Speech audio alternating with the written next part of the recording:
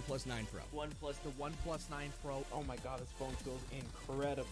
The best processor, 120 hertz, 12 gigs of RAM, and a Hasselblad camera. What more could you want?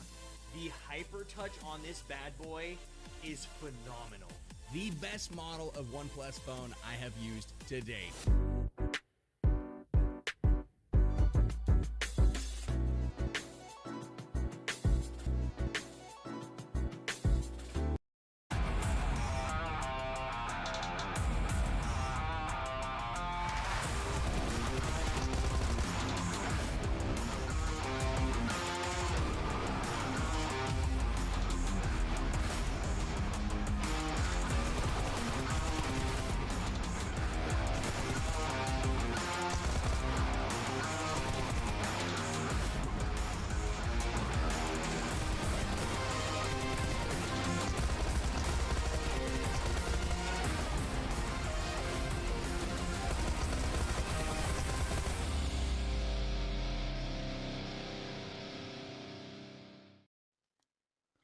Yo, what's happening, everybody? Welcome back to the PUBG Mobile Club Open Fall Split 2021. I'm Jukes here with Mustache Dave. Bro, one day in the books, dude. There's one day in the books.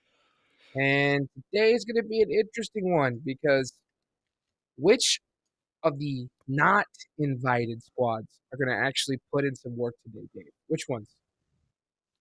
Which of the, hopefully TacoLovers for sure. You know, I'm cheering for them. Yesterday, not the best of day number ones. And, you know, I was talking to Big Cheese themselves, and they were telling me that, you know, they're going to continue with the game plan and their strategy here. They like to drop on the corners of the map. They like to play it nice and slow, first two circles, and then come into that mid game, just showing up to the party type of deal. Yesterday, though, they had to deal with so many hardships, and we saw, especially on that Sanhok game, they were gate kept, and that was kind of like the thorn in that game plan yesterday. So hopefully today, TacoLovers, they can get some zone luck, and we can see them start to climb up these leaderboards here. Oh, I hate that, honestly. It's just like anytime I hear a squad that just depends on zone luck, I get a little bit of a crank in my neck, even though they are the TacoLovers. They're my squad, because at the same time, when you don't get that zone, you still got to put some major points on the board. And to be honest with you, TacoLovers, they didn't put up any points on the board. So before we go and show all of that, let me go ahead and run through everything. So for anybody that's tuning in for the first time, we'll know exactly what's going on. We're going to start off with the format here of exactly how this tournament is run. So let's go ahead and bring that up. You can see the group stages, which already happened. It was 32 teams. And from there, 8 squads joined 8 invited teams into the finals. We see there's 16 teams, 4 days. We're day number 2 here, 4 matches per day. And the top, you said, I believe top 8 teams, is that right, Dave? Are going to be moving on to PMPL Season 2. Yeah, the rule book, the official rule book that the players have, it says 5 to 8 teams, but everybody is kind of on the same page here, believing that it is going to be 8 teams because PMPL is supposed to be, as of right now, 20 teams with the super weekends type of deal. So right now, I think the players, at least chatting with them in the Discord, the main goal is that top 8 here. So definitely obtainable considering there's only 16 teams here. But still, you know, every single point matters, and we see it every single tournament. It's always teams just on that cusp looking to qualify. I mean, shoot, we can look back at the group stage. WallStreetBets, they literally played their last match, and that's how they broke into the PMCO finals. So it always comes down to that last game here. Top 8, though, Hot Jukes, to answer your question, is the goal as of right now. Well, let's see how exactly these guys are going to be able to get it as we go ahead and bring up the point system. So this is how the squads are going to be able to add points to their total score. And it's been this way for quite a while now. First place, 15 points, 12 points for second, going down the road. But the big drop-off is obviously in that 7th place range. 7's 2, 8 through 12 is only 1, dude. 13 through 16, nothing. The goose egg. And then, of course, a kill is 1 point. So this point distribution, been a lot of fun to watch, and it was so crazy to watch yesterday how many teams, how like distributed the points were, dude. So many squads were able to get chicken dinners in different games. So I'm honestly looking forward to seeing the same thing here today. I want to see it out like a battle royale, legit, in the last day. If we can kind of see these different squads win, it's gonna be hype. Listen, Jukes, well, you're casting the right game because this is a battle royale, and those true. viewers Good out facts. there, they're watching the right game because this is a battle royale. And we saw yesterday, game one, straight out the gates, GameChangers coming in, a chicken dinner to start the day off, and then after that, kind of just slipping, kind of just sliding down, playing shoots and ladders on the overall leaderboard. And if we had to talk about a team, I'm sure we'll see the scoreboards here maybe in the pre-show, but if we had to talk about a team that was extremely consistent yesterday, it has to be Yo with two chicken dinners. They had about 26 kill points. Yeah, I'm talking about They did a great job day one. Dude, they straight fragged out of their minds. And I ain't gonna lie, like, out of all the squads I saw, seeing a team get 2 chicken dinners and it being well, you love to see it, especially when you got a veteran player like Spring in there. So the invited teams, Dave, definitely showed why they were invited yesterday. We're gonna keep saying that word because they're flexing. They're flexing a little bit. All right, let's go ahead and take a look at the schedule of what you can see exactly, what games these guys are going to be playing. And as we bring up the schedule, it's the same, the old tried and true, Dave. Erangel, Sanhok, Miramar, Erangel. As we'll see spin cargo here in a little bit. We'll like to call it the sandwich. You got the lettuce on the Sanhok, and you got that nice, thick, juicy meat, the Miramar, and then the Erangel buns on the top and the bottom. Buns, for some reason, the first time I heard her say that, I was like, okay, I'm going with that. Like, it just had a ring to it. So, yeah, we got that nice, juicy sandwich right here. Erangel, Sanhok, Miramar, and, of course, Erangel. I'm trying to think here.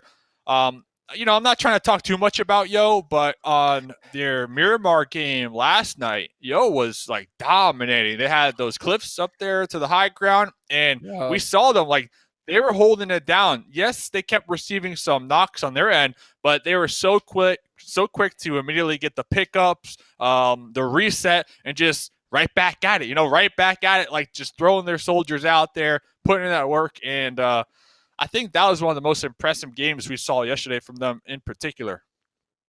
I mean, that was just a dream position. Like, their spot and kind of circle positioning was everything that every team here dreams of. But the big thing is you could dream of getting it. The thing is that the reality is when you do get it, you have to frag out like crazy. Like, you can't just sit up top and be like, oh, we got a chicken dinner. Okay, let's get 2 kills. Nuh-uh, you got to go nuts. So they got 15 plus kills in that game right there. So they did exactly what they were supposed to. And since then, they can rest a little bit easier here today. They don't have to work so hard. But I wouldn't slack too much because I think there's just too many teams out here that can just get hot at any moment and pass you up.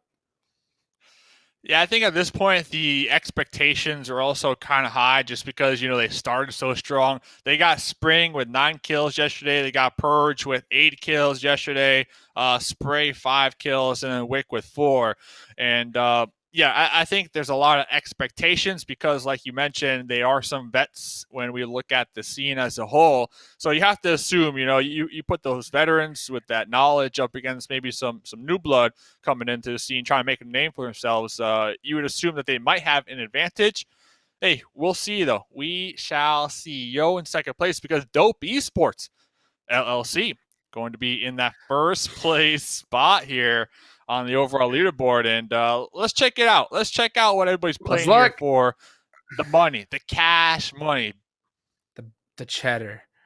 The sweet, sweet cheddar. This is what's in the sandwich, right?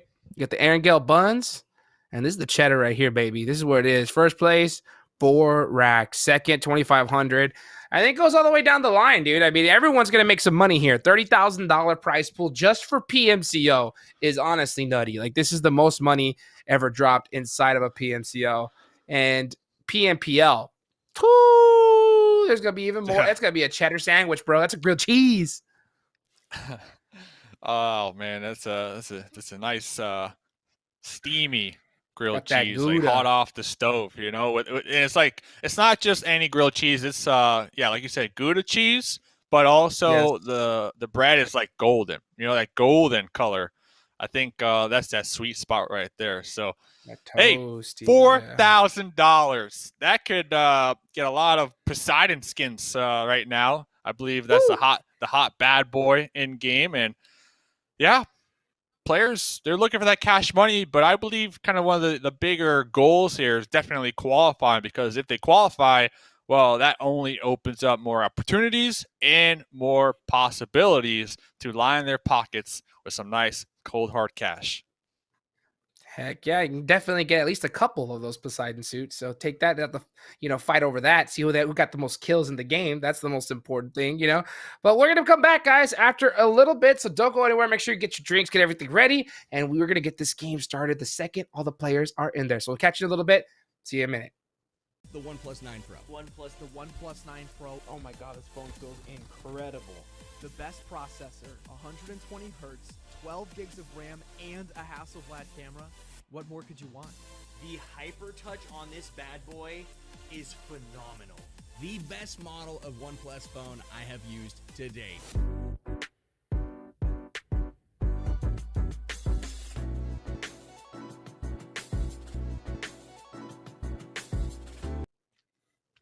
Did I say 1 minute, bro? I meant 30 seconds, baby. It's fast.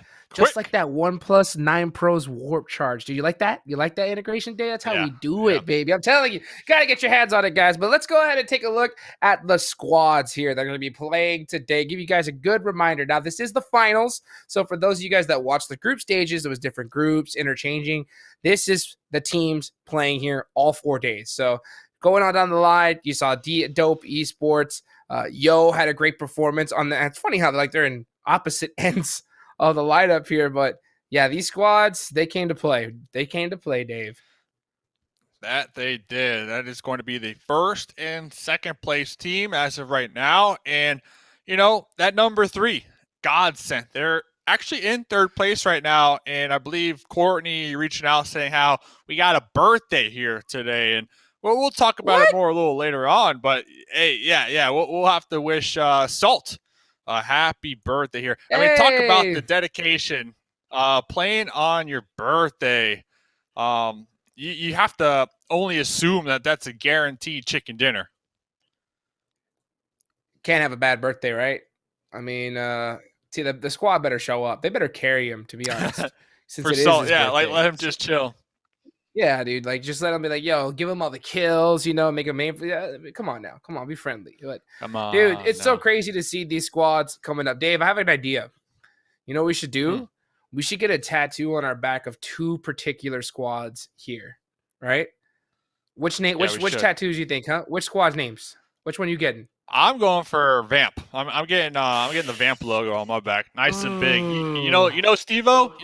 How he's got his face? I'm putting the Vamp logo right there, baby. Bro, I'm representing all day. Dave, come on, bro. You messed the meme up, bro. You had to have picked either Dope or Yo. So that way you get Dope, I get Yo, and I can be like, which team I got? And you'd be like, Yo, and I can be like, which team you got? Dude, Dope. Yeah. Okay, I get it.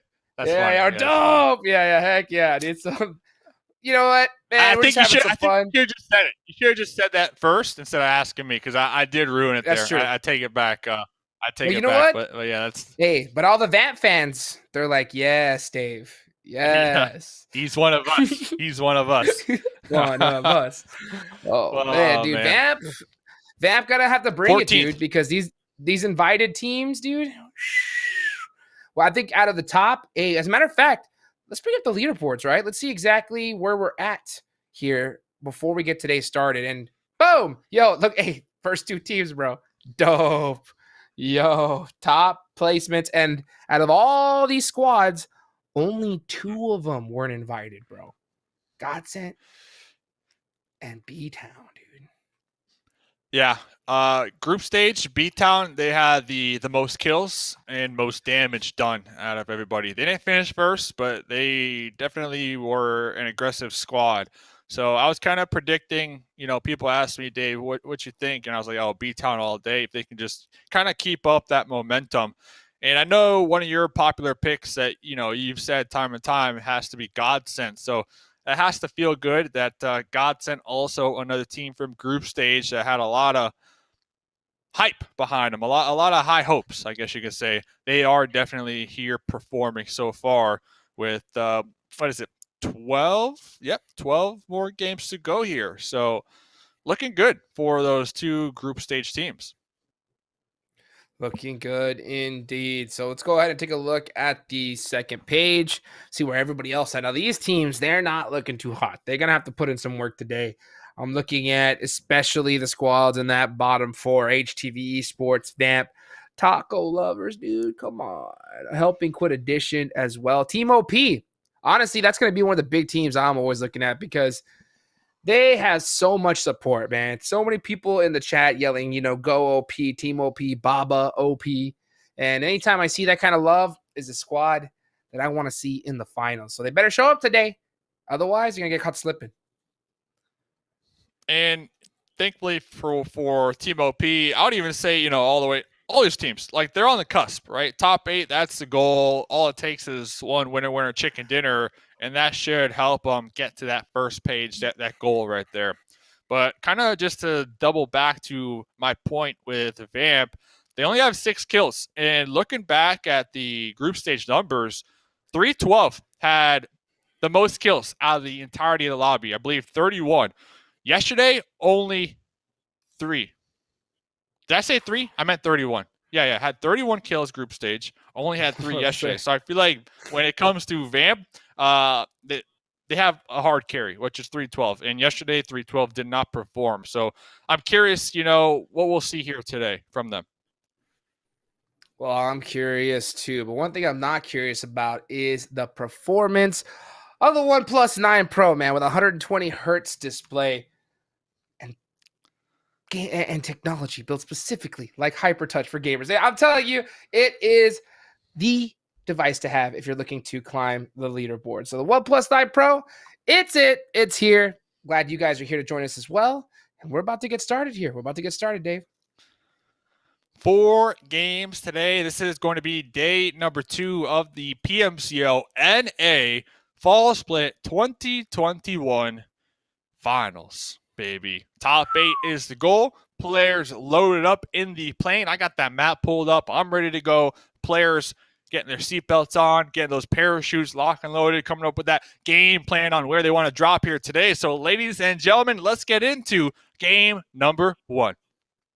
Let's do it, baby. Oh, man, I can't tell you, Dave, how much I needed some PUBG Mobile here today, man. And I'm so glad to be able to see these squads just go at it, man, and trying to really just make their dreams come true. Trying to make their dreams come true, Dave. So let's see which squads are going to be able to get just one step closer to that as we're looking at the first plane path, heading off kind of a little bit southern, a little bit to the east side, but right through military base. I'm pretty sure that's where TacoLovers like to land, and it looks like that's exactly where they're headed. Yeah, I'm really looking at these teams at the bottom. Today's, like, for me, that do or die day here for HQA, who currently only have 8 points. TacoLovers 10 points, Vamp 13 points. Like, if they don't finish at the end of today, at least in that mid pack, with only 8 more games to go after today, it's going to be rough. It's going to be a challenge. So we'll see what they can do. Like you mentioned, TacoLovers drop in military. They have their fingers crossed that circle number 1 lands right on top of them, honestly. I mean, just imagine circle 1 military dead center. That will allow them all the time to kind of get that loot and reposition, find a very dominant position, and just kind of go for those placement points, what they desperately need here today. All righty, that's the plan. That's the plan. But as always, Dave, easier said than done, right? You gotta clap, dude. You gotta get some kills. But so far, look, dude, the top team in the lobby, dope, headed to the best landing spot in the lobby, dude. I told Span this. Kameshki, Dave. Kameshki.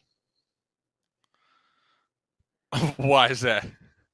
Just because it's on the corner of the map. That's like me saying the best spot is Zarky. Yeah. Zarky, dog. That's You know, my like, Zarky.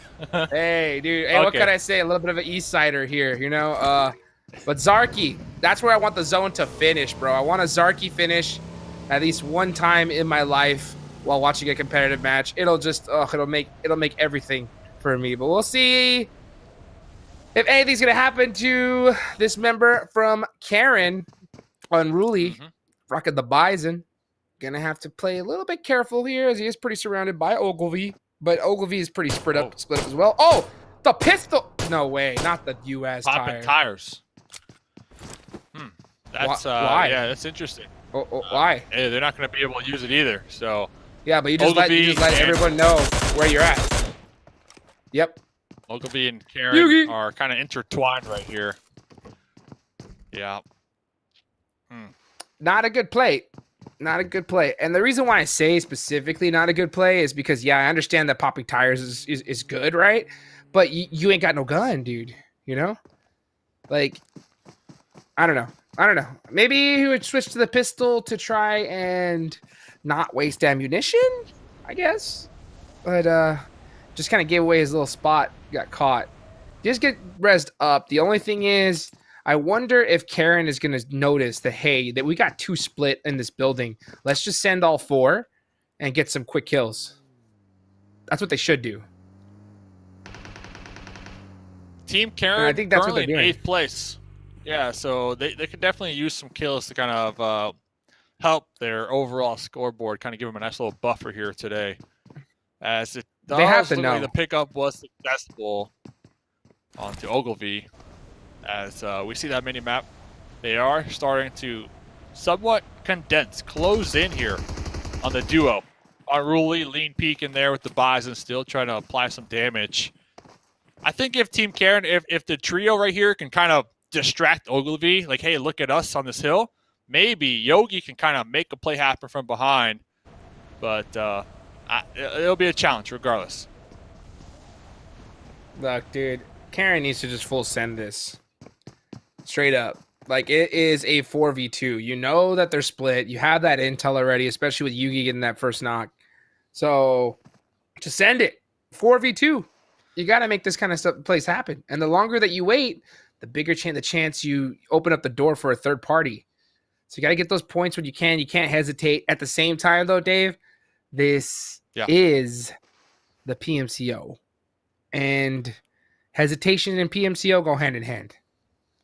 Well, not only that, the time is not on their side because the other 2 squad mates of Ogilvy, they are in vehicles and they're starting to approach from the northwest. And right now I'm looking at Team Karen. They are so focused on this duo within these compounds that they might actually let down their guard from their backside and get pinched themselves. And I think that time pressure is starting to come into consideration. Here they go. As now, here comes the push.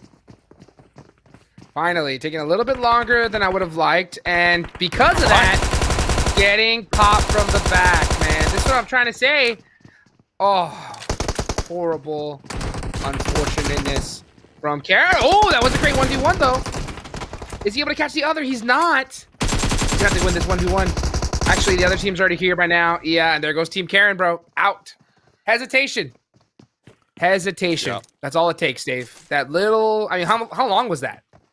Less than a minute? Of Karen on the outskirts, I would say like 2.5, man. They were on that hill with that 3-1 for some time. That is light years of... This is it. Yeah, the duo from Ogilvy, they were at Gatka. So whatever time it took them from Gatka to get down here on this west bridge is how much time Karen used in those fields without making a play. And that's what I'm talking about, is when you realize that somebody is so isolated like that and you can easily outnumber them, you cannot hesitate. You have to full send. And looks like GODSENT's doing exactly that. Realizing that HQA is a little bit out of position here. Let's try and punish them a little bit. And here comes Jack. Bop, bop, bop, bop. Ooh, missing the mark by just a little bit. That SKS not coming in clutch enough. Trey is down on the outside. And Trey is very separated from his squad. Jack has to hit some shots here.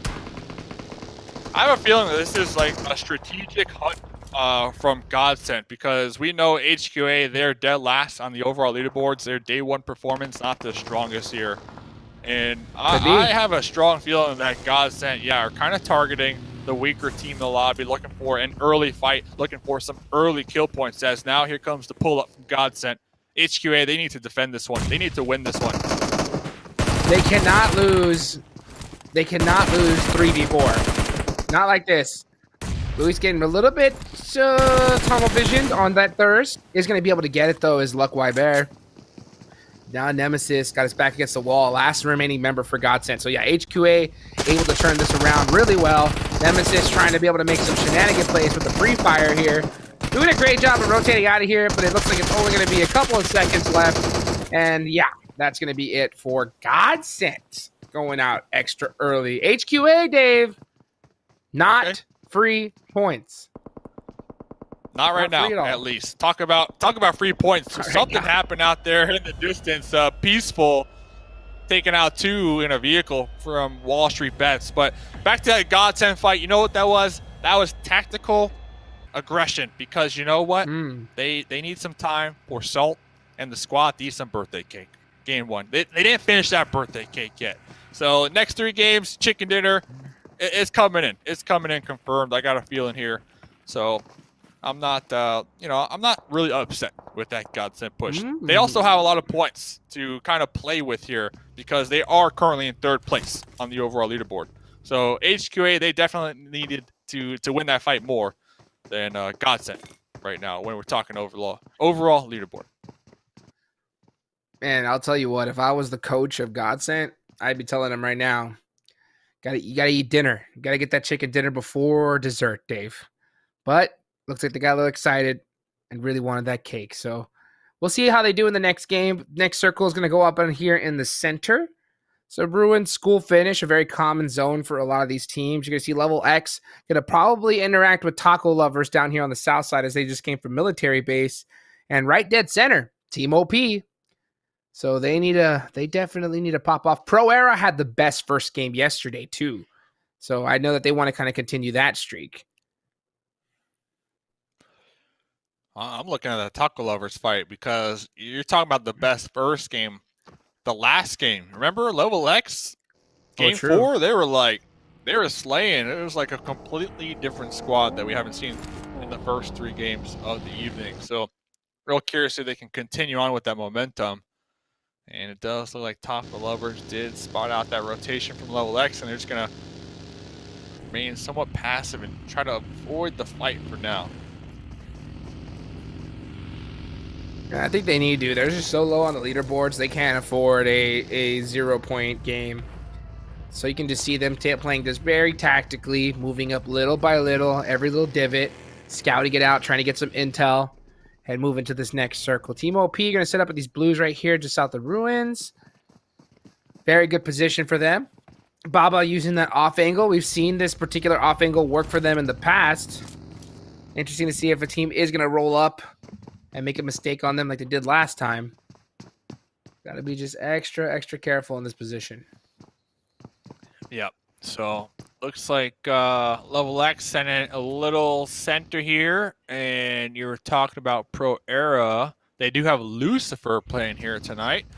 Lucy on Lucy pulling up by the mountain, Mount Everest, trying to group up with his squad mates, trying to avoid those sight lines from Vamp and Dope, who are currently right on top of each other in North George. So we might see some action here in the kill feed very shortly. Lucy's good, dude. It's so good to see. It's so good to see Lucy out of retirement. I mean, the dude is excellent. He's an ex-teammate of mine. I've seen this guy play at a LAN in person. And one thing I really like about him as a player is his ability to be clutch in certain situations. There's a lot of teammates and players that when, oh man, the going gets rough, they can't seem to bounce back. And he's one of those that can just definitely play his game no matter what the situation is. That's exactly what he's going to need to do here, especially coming in for the first time for Pro Era. Well, talking to Lucifer, the whole team coming out of retirement, like all the players coming out of retirement, and joining forces with Fishy, who owned the spot from last PMPL Pro era. So very interesting to see, the squad coming together here and just trying to give it their all. As BeastX was able to pull up onto Peaceful right there. Not exactly sure what type of setup BTOWN are looking to do here, but LeveLx, they are aware that there's a squad nearby. And they're just kind of holding up, tightening it up for now, trying to play this really, really carefully. Next circle is about to go on up, and it is going to shift onto the school side here. So Mezexis playing it down real quickly, going to be able to be on that higher shift side, and they're going to play this really, really quiet. So this fight, though, right here, Pachinki, this is going to be a nice one right here. Are they going to push LeveLx versus BTOWN? You sure hope so, especially if you are LeveLx, because LeveLx, like I mentioned yesterday, LeveLx, they finished the night so strong. We saw right there BeastX in that back seat trying to get them angles with that TPP. Looks like both teams, they did get knocks on their side. Drake knocked on that roof. Probably not going to be able to get picked up in time. And looks like Ultron was knocked in the process as well. So BeastX was pushed up so far away from their squad mates that once when Peaceful was able to get that trade, it was nothing but flush town. Looks like they'll be driving back here, trying to get that pickup onto Drake on that roof. And yeah, this goes back to what I was mentioning, like LeveLx, the aggression that they had in game number 4 last night. I was hoping we would see it here today, like straight out the gates. Not the case. Not the case as of right now. And we're talking Pachinki. It looks like TacoLovers are going to be rolling into the south side of Pachinki. So now we're talking 3 different teams in Pachinki, because we did see that next zone shift, of course. And it went a little out there to that east side. So I'm worried about LeveLx now. Like, are they going to get stuck inside of Pachinki? Because a lot of teams are going to be eyeballing Pachinki at potentially rotating around it, through it, or maybe trying to just gatekeep squads who are in it. One thing I really want to see is I want to see them just group up and take one side of Pachinki. Pachinki is too difficult to really spread out and hold from multiple angles, because at this point in the game, you're just going to get full sent on by a squad. And if you are too separated, we're going to see those 4v1s, 3v1s come out, and you're not going to stand a chance. So I'd really like to see teams like BTOWN these to secure one side of Pachinki together and get ready for the next circle. And we know BTOWN, they have those gun skills when we look back at the group stage here. So we got Team OP, another squad kind of rotating around Pachinki. They might run into Dope here very shortly. TacoLovers still looking to reposition. I believe 2 of them were able to find a shack right here, and they got Cheese playing that edge still down there to the south. Besides that, though, kind of looking around, everybody has somewhat of a nice buffer for the time being. As I say next zone goes up, and this is when things start to get interesting.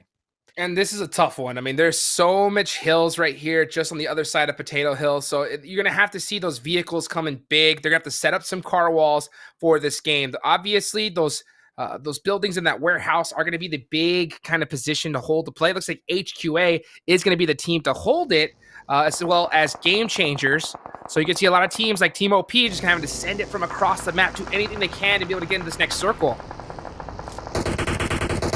And look who's on Potato Hill, and they're going to be taking full advantage of that. That's going to be Team Yo, as Team OP looking to get involved here on their push on the edge. HTV getting intertwined, stuck right between Yo and right between Team OP. Wow, Dope Esports taken out right there on that rotation. That's a huge team to get taken out this early on in the game.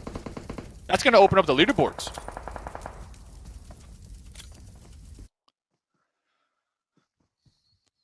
Got Yo, Spray, Spring, and Purge all trying to toss out some grenades out there, trying to inflict as much damage as possible. Quan was able to use these smokes to heal up, but we got Yo right on top of him.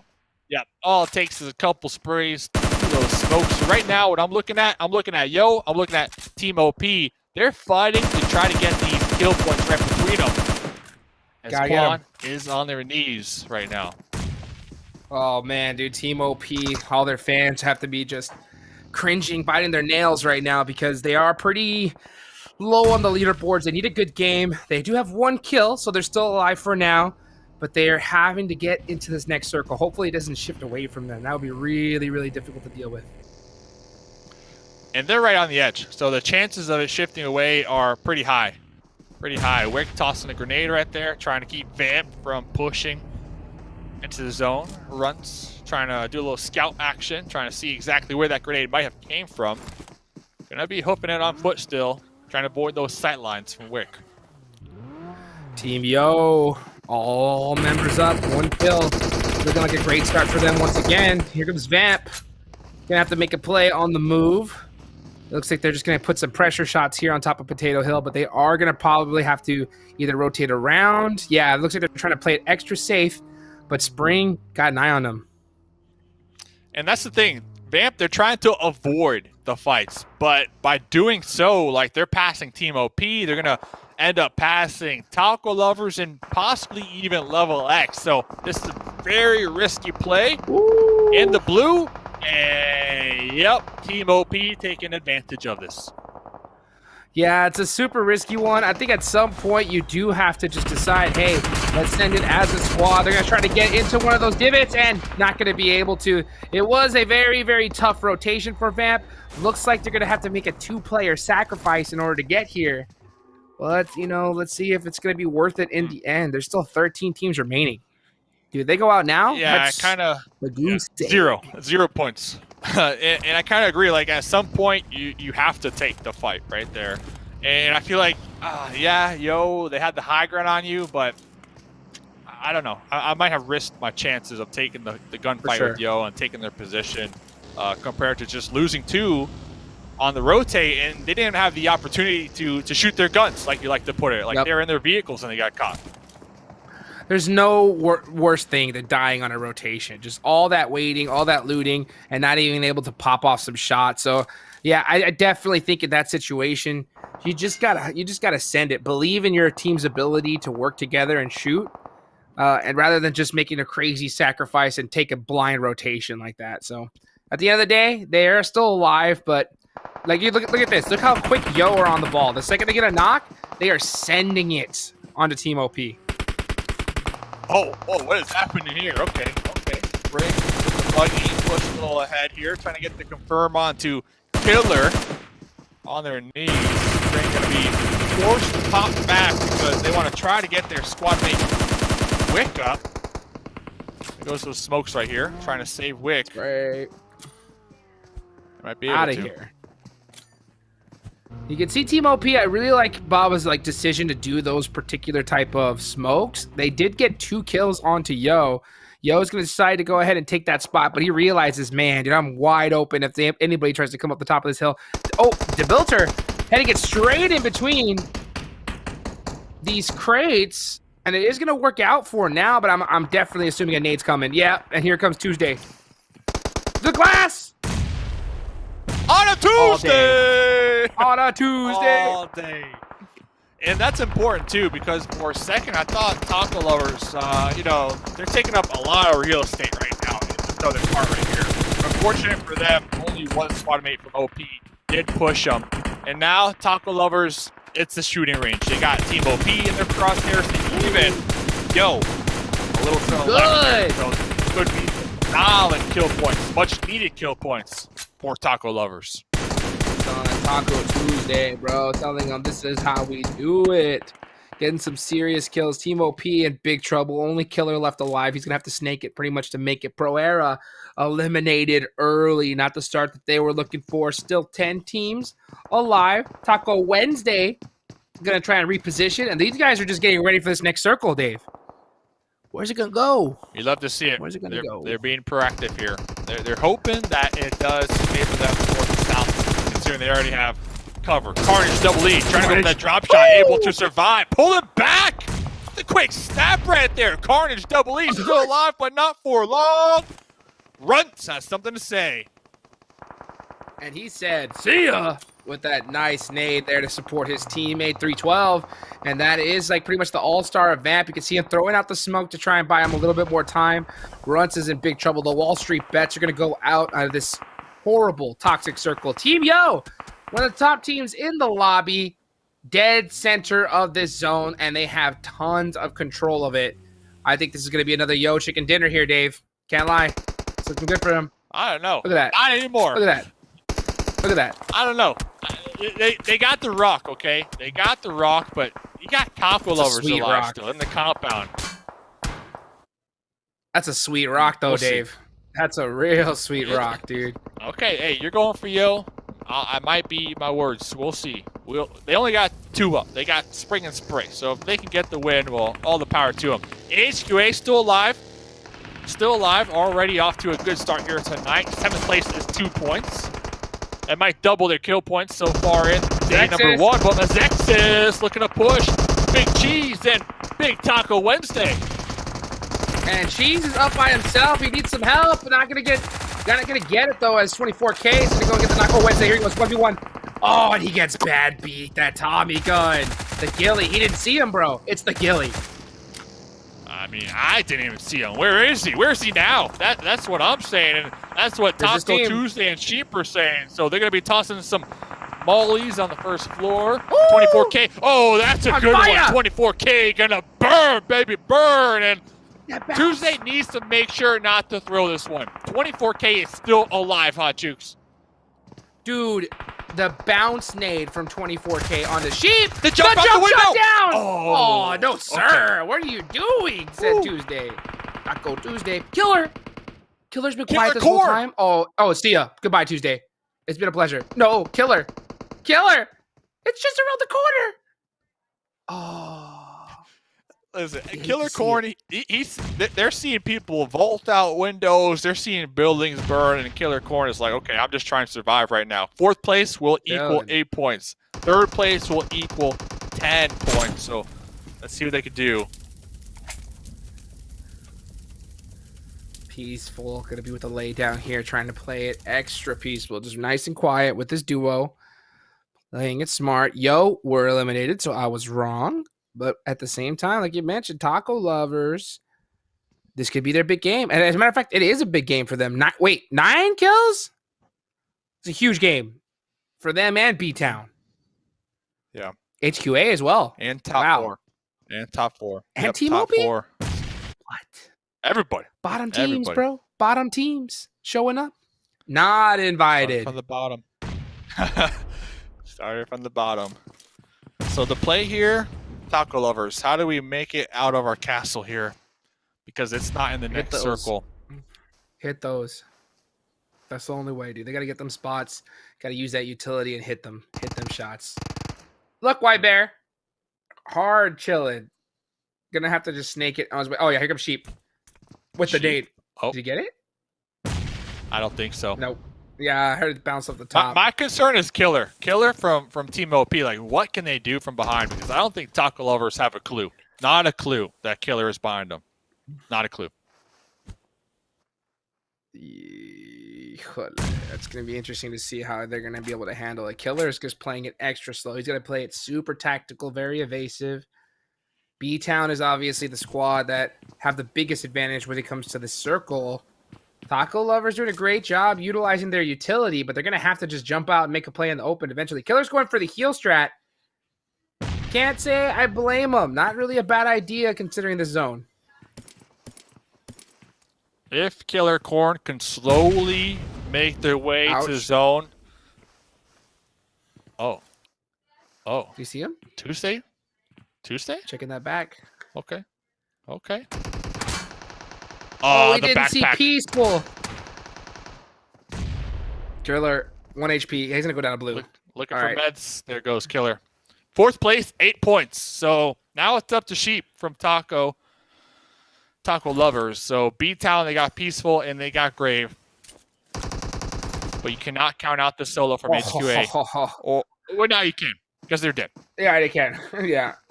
Now you TacoLovers, 9 kills, top 2. That's a bounce back if I've ever seen it.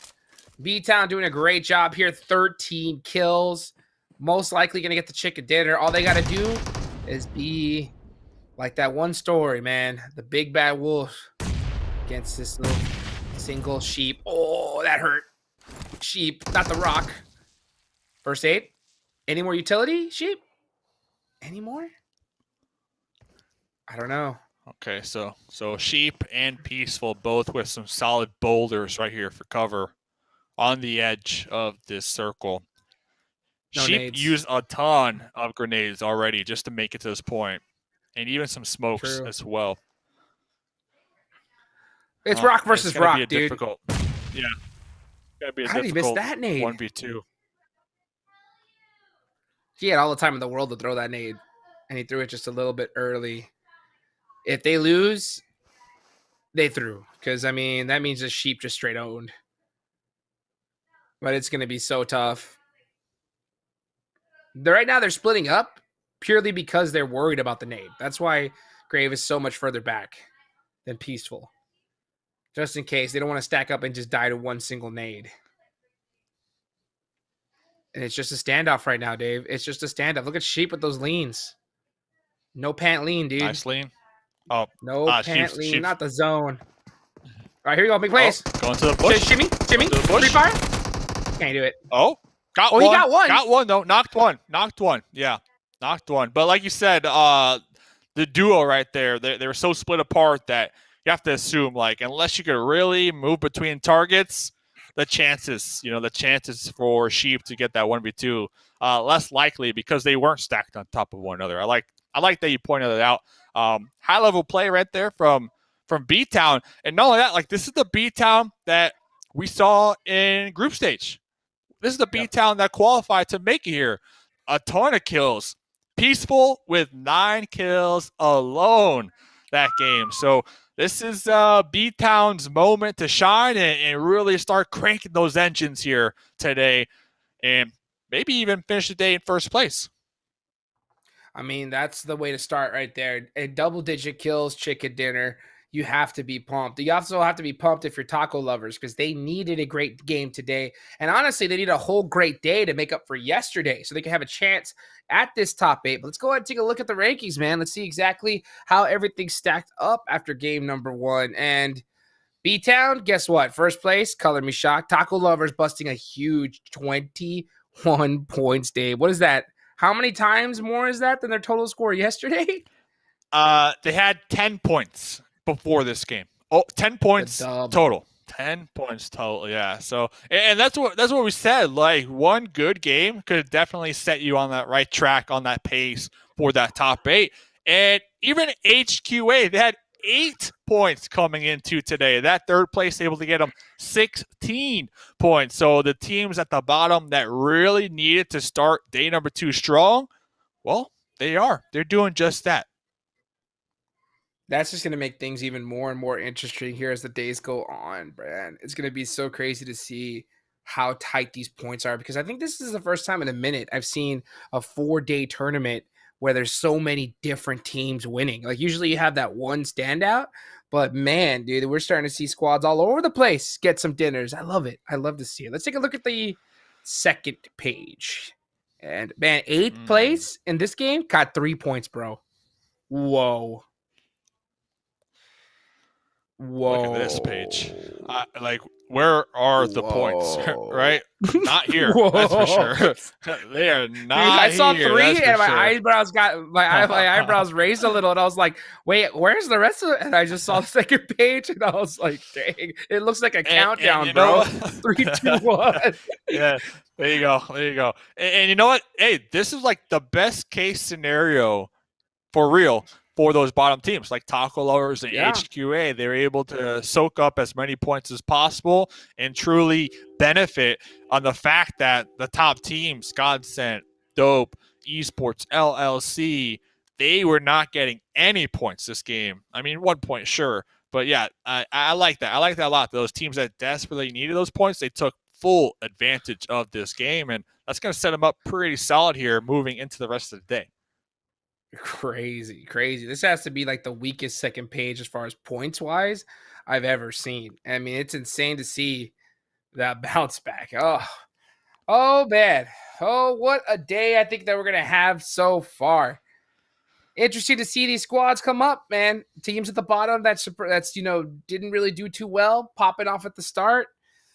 GODSENT, happy birthday, Salty, I guess, right? How happy is it gonna be though? How happy is it gonna be? We'll find out, everybody, right after we come back from this break.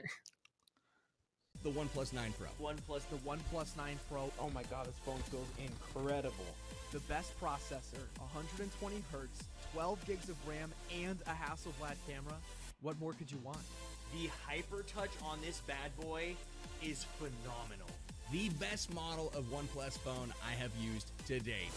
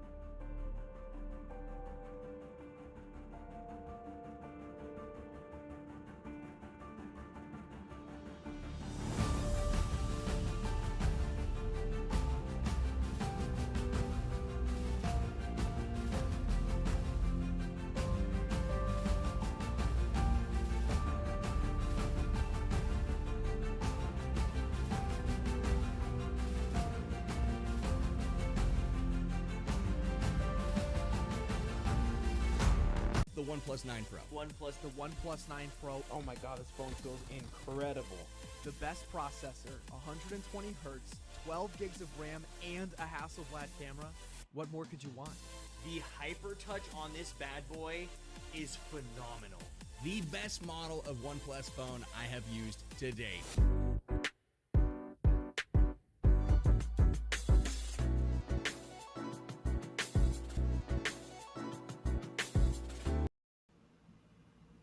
Yo, what's cracking, everybody? Welcome back here. How you guys doing? The PUBG Mobile Club Open Fall Split 2021 Finals, game number 2. Span Cargo.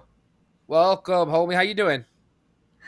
I'm doing good. Gotta watch that first game, and now I'm ready to go on ahead and watch some more. So it seems like some teams are finally being able to bring it back a tiny bit. Another team just fully climbing the leaderboard a bit more. So pretty exciting stuff. I mean, we still have 3 more games left for day 2, and I'm glad I'm here to witness them. TacoLovers, dude, coming up big, Span. Finally. And I've seen a couple of your squads, too, putting in some work, and it's so crazy. That second page, did you see that? How few points were on it? You know, yeah, sometimes that happens. You know, really heavy top game, BTOWN being able to get out of there with 14 kill points, like an almost 30-point game is, in the first place, just insane. And then somehow everybody on that front page just gobbling up those points. Yeah, the people that are on that second page, unfortunately, just couldn't grab as many. Luckily, though, the next match is Sanhok, and I feel like that usually gives some people a more of a chance to get some kills. So I feel like the points are going to be a tiny bit more even. Oh, I agree. Yeah, Sanhok is just a absolute mayhem. Any team, I think, can bust out some big points and some big kills, and we've seen it. We've definitely seen it in the past. So let's take a look at the leaderboards. Let's see exactly how everybody is stacking up after game number 1 here. This is what everyone really wants to pay attention to the most, because you do not want to get stuck behind. You do not want to get stuck too far behind here. And once those leaderboards come up, I know for a fact we're going to see a large jump from quite a few teams, man, like TacoLovers. There it is. Ooh. Wow. Well, I knew BTOWN was going to jump up a ton. So they actually started today in 4th place. That is no longer the case. They had 37 total points, and just take a look at their total, 66. Just totally went on ahead, doubled that. In 2nd place they go. Dope Esports still holding on to that first, but not by far anymore. They were 10 points ahead, but that's not the case. Not anymore. Team OP still kind of in that middle of the pack area, but they are now jumping themselves into the first page. Pro Era had a tough game there, and I think we're starting to see a little bit of point sponging coming from the top 3 squads. They're starting to make a little bit of a gap. But man, I mean, it's still early. But I think after today, we're going to definitely see who's going to really be standing up on top. Ooh, and Ogilvy in that 8th place position. You know, we had to choose teams yesterday. I chose Ogilvy. You chose TacoLovers. I believe Dave chose GODSENT. So, yeah, they're being able to find themselves up on that leaderboard. And today really is a halfway point. At the end of today's games, there's only 2 days left. There's only 8 games left in its entirety. So, if you guys aren't at that halfway point on this side of the leaderboard by the end of today, then they have a lot more work to do. Oh, definitely. And let's take a look at that second page right now and find out exactly which teams that are. So 33 is 8th place. TacoLovers jumping up to 9th, all the way from 15th, I believe. So that's a huge shoot up for them. That's the game that they needed. Now Vamp stuck in the last place position. That's just, I'm so surprised by that, I'm not gonna lie. I mean, same with HTV Esports. Both those guys were at the very top of the leaderboard coming into this from group stage, and now, unfortunately, it seems like they lost their stride coming into yesterday's and now today's games. Only 15th, 16th, that's just a hard place to come out of. But, I mean, we've seen teams do it before. We saw Ogilvy be able to do it during group stage, so maybe they'll be able to shake that off and bring it back before it's a bit too late. Going to be interesting to see, because now they're only stuck with 16 points. 8th place has 33. They're going to need to pop off and have a good, solid top 2 finish kill game like TacoLovers just did if they want to really bounce back. Because if they don't do it by today, the chances of them making top 8s, man, is going to be really rough. Exactly. It's that halfway point. And, ooh, like I said, I'm very surprised to actually see that. But, I mean, things happen. So we'll have to see if they're able to bring it back. I mean, sometimes it happens, but then you have to know how to be able to bring it back. So it's just up to those teams at this point to see if they're able to go ahead and get some big point games, because we just saw TacoLovers do it. They just got a really good game, jumped all the way up to 9. So 17th, 16th, honestly, those points, it's still doable. They just got to get that big game that changes it for them. Most definitely. And I'll tell you what, I think you could still make it into the top 8 if you have one bad day. A good 3 days, you should be able to make it into that top 8. Yeah. 2 bad days, though, that's going to be ridiculously difficult. Yeah, I mean, and not to mention the even more difficult part, having 2 bad days as the first 2 days, trying to be able to put up big points in the last 2. Oh, that is not any fun. Not any fun. But I'll tell you what is fun, Span. And that is the OnePlus 9 Pro, of course, with flagship performance, an immersive 120 hertz display, and new technology like HyperTouch built specifically for gamers. The OnePlus 9 and the OnePlus 9 Pro are your best shot to climb the leaderboards. And that's exactly what Vamp is trying to do. So they better have them OnePlus 9s ready, locked and loaded, and fully charged up for this next one here, Span, because it's Sanhok. Sanhok. I have some big expectations, like I had those coming into this, knowing how well they did in group stage. Unfortunately, I mean, and kind of fortunate at the same time. I like seeing stuff mix up, but we know that they have it in them. We've obviously seen it already. So going into Sanhok, I'm expecting some really good gunplay, some really good team performances, chain fighting, and I really want to see some of those teams towards the bottom to go on ahead and come out big this game. So let's go ahead and jump right on into it, into the plane we go, and we're about to play our second match of today on Sanhok. Let's go. The Rumble in the jungle. Here it is. You got that OnePlus 9 Pro all nice and up in the front of you guys. And on the plane are all these players just trying to make their dreams come true. Those top spots, moving on to PMPL. Oh, is it just a huge weight off of their shoulders? But you got to be able to put in the work, and you got to perform. You got to perform, especially when you're only playing 12 games. And we're starting to see some squads jump off the plane. Looking all kind of set her up here. I think it looks like WallStreetBets are going to be heading towards Paradise Resort. And yeah, everyone's just trying to get their nice drop locations. BTOWN going to take dead center here. Yeah, they get to grab boot camp, which is definitely the best situation to be in, because usually grabbing that center position be nicer when that first circle pops. You can get that nice rotation on in. And boot camp got to be a bit careful there. I mean, people just down to the southern side could get up on the hill beside them and really start bothering them. It looks like Dope Esports is actually going there. But if you take a look, they're actually doing a 2-2 split. 2 of them right underneath boot camp, the other 2 a little bit further to the west, up on top of Yo. I'm a little bit concerned on this. This is Sanhok, where everywhere is usually occupied. That is a big split with a team now in between them. Really interesting. Not sure exactly what's going through their head here in this situation. They're first waiting for the first circle to pop on up. And that's going to be an interesting one right here. Yo, though, getting into it dope. Oh, no way. Yeah, here is here. And they are all lit, dude. I mean, Purge is like at 1 HP. Spring is going to die, get thirsted. Worst case scenario for you. Is it the nade? Thought I heard a bounce. No, it isn't. So, worst start. Wow. I mean, clearly here dropped in that compound with them, but it looks like he's able to so far win it up. He still has that M4. What a great find. Yeah, versus a TPS. That's not ideal. I would much rather have that M4, but that's insane. He lit him up that hard, though? Like, just crazy jump shotting with that DBS. That's so nutsy here. I think he's definitely a little concerned. Yeah, he's got to be a little nervous. Like, I can't really push up to that because that DBS is going to one-tap me. I don't got a helmet or a vest. And he realizes that Purge is going to bust out the pistol? Okay, there's just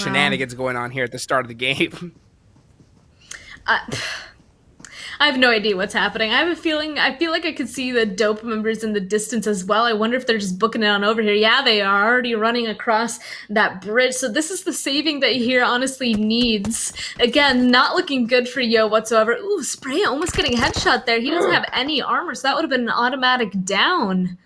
But yeah, the team is here, the squad. Yo, slowly getting surrounded. Only thing could potentially stop them is Ogilvy also making a push from that northern side. So let's see how this goes. Yo, they have to be in the defensive at this point. They have to kind of be hiding. Yeah, where do you hide? I mean, it's got to be only in these two buildings, and they're going to take one for themselves. That's going to be even more difficult. I'd like to see them kind of just do the two split, because it's just too risky at this point. Ogilvy getting caught out there by Curex. Oh, yeah, here comes the native that they know exactly where he is. Here comes the sun. Wow. There goes Spray. Yeah, and now it's just Purge. He is the DBS, which is a little bit scarier, but yeah, there's so many of them. Yo, just being eliminated like that, that's insane. They were third. Last night, they ended off in a second place. Now we're third place team, but dope. I guess they're that first place team for a reason, you know? They're still able to go on ahead and get those wins somehow on those crazy splits. I really thought it was going to be Yo taking out half of Dope and that they'd have to play as a two-man for the rest of the game, but that's not what happened whatsoever. Somehow being able to grab that gun, he took down half of them himself. That's insane. Bad game for Yo, a bad start, and I hope this isn't the start of a trend because they just fragged out in day number 1. So I don't know if they're just playing a little bit extra loose because they had that little point lead, but I don't want to play too loose. It's only day number 2, and you can have some teams catch up to you really, really quickly. So, well, so I'm expecting them to bounce back in Miramar as we continue in this Sanhok match. WallStreetBets just grouping up, still kind of towards the end of the looting phase. Right now, it's really about just finding those prime positions, trying to guess where that next zone's going to go. Yeah, and LeveLx starting to make their way up onto them as well. I mean, Ultron, you can definitely hear that buggy. Maybe they just want to go on ahead and take this fight. I mean, they know they're going to have to run into them at some point, so why not sooner rather than later, potentially, when people aren't as close, instantly laying prone, kind of hiding it out. And WallStreetBets, I mean, they're obviously going to send people out to try and protect this perimeter, but King A, he might actually just be caught out here by Beast, by Ultron. A little bit worrying situation. Maybe they'll be able to spot him up on top of those rocks, but oh no, away they go. Interesting. Yeah, here they go.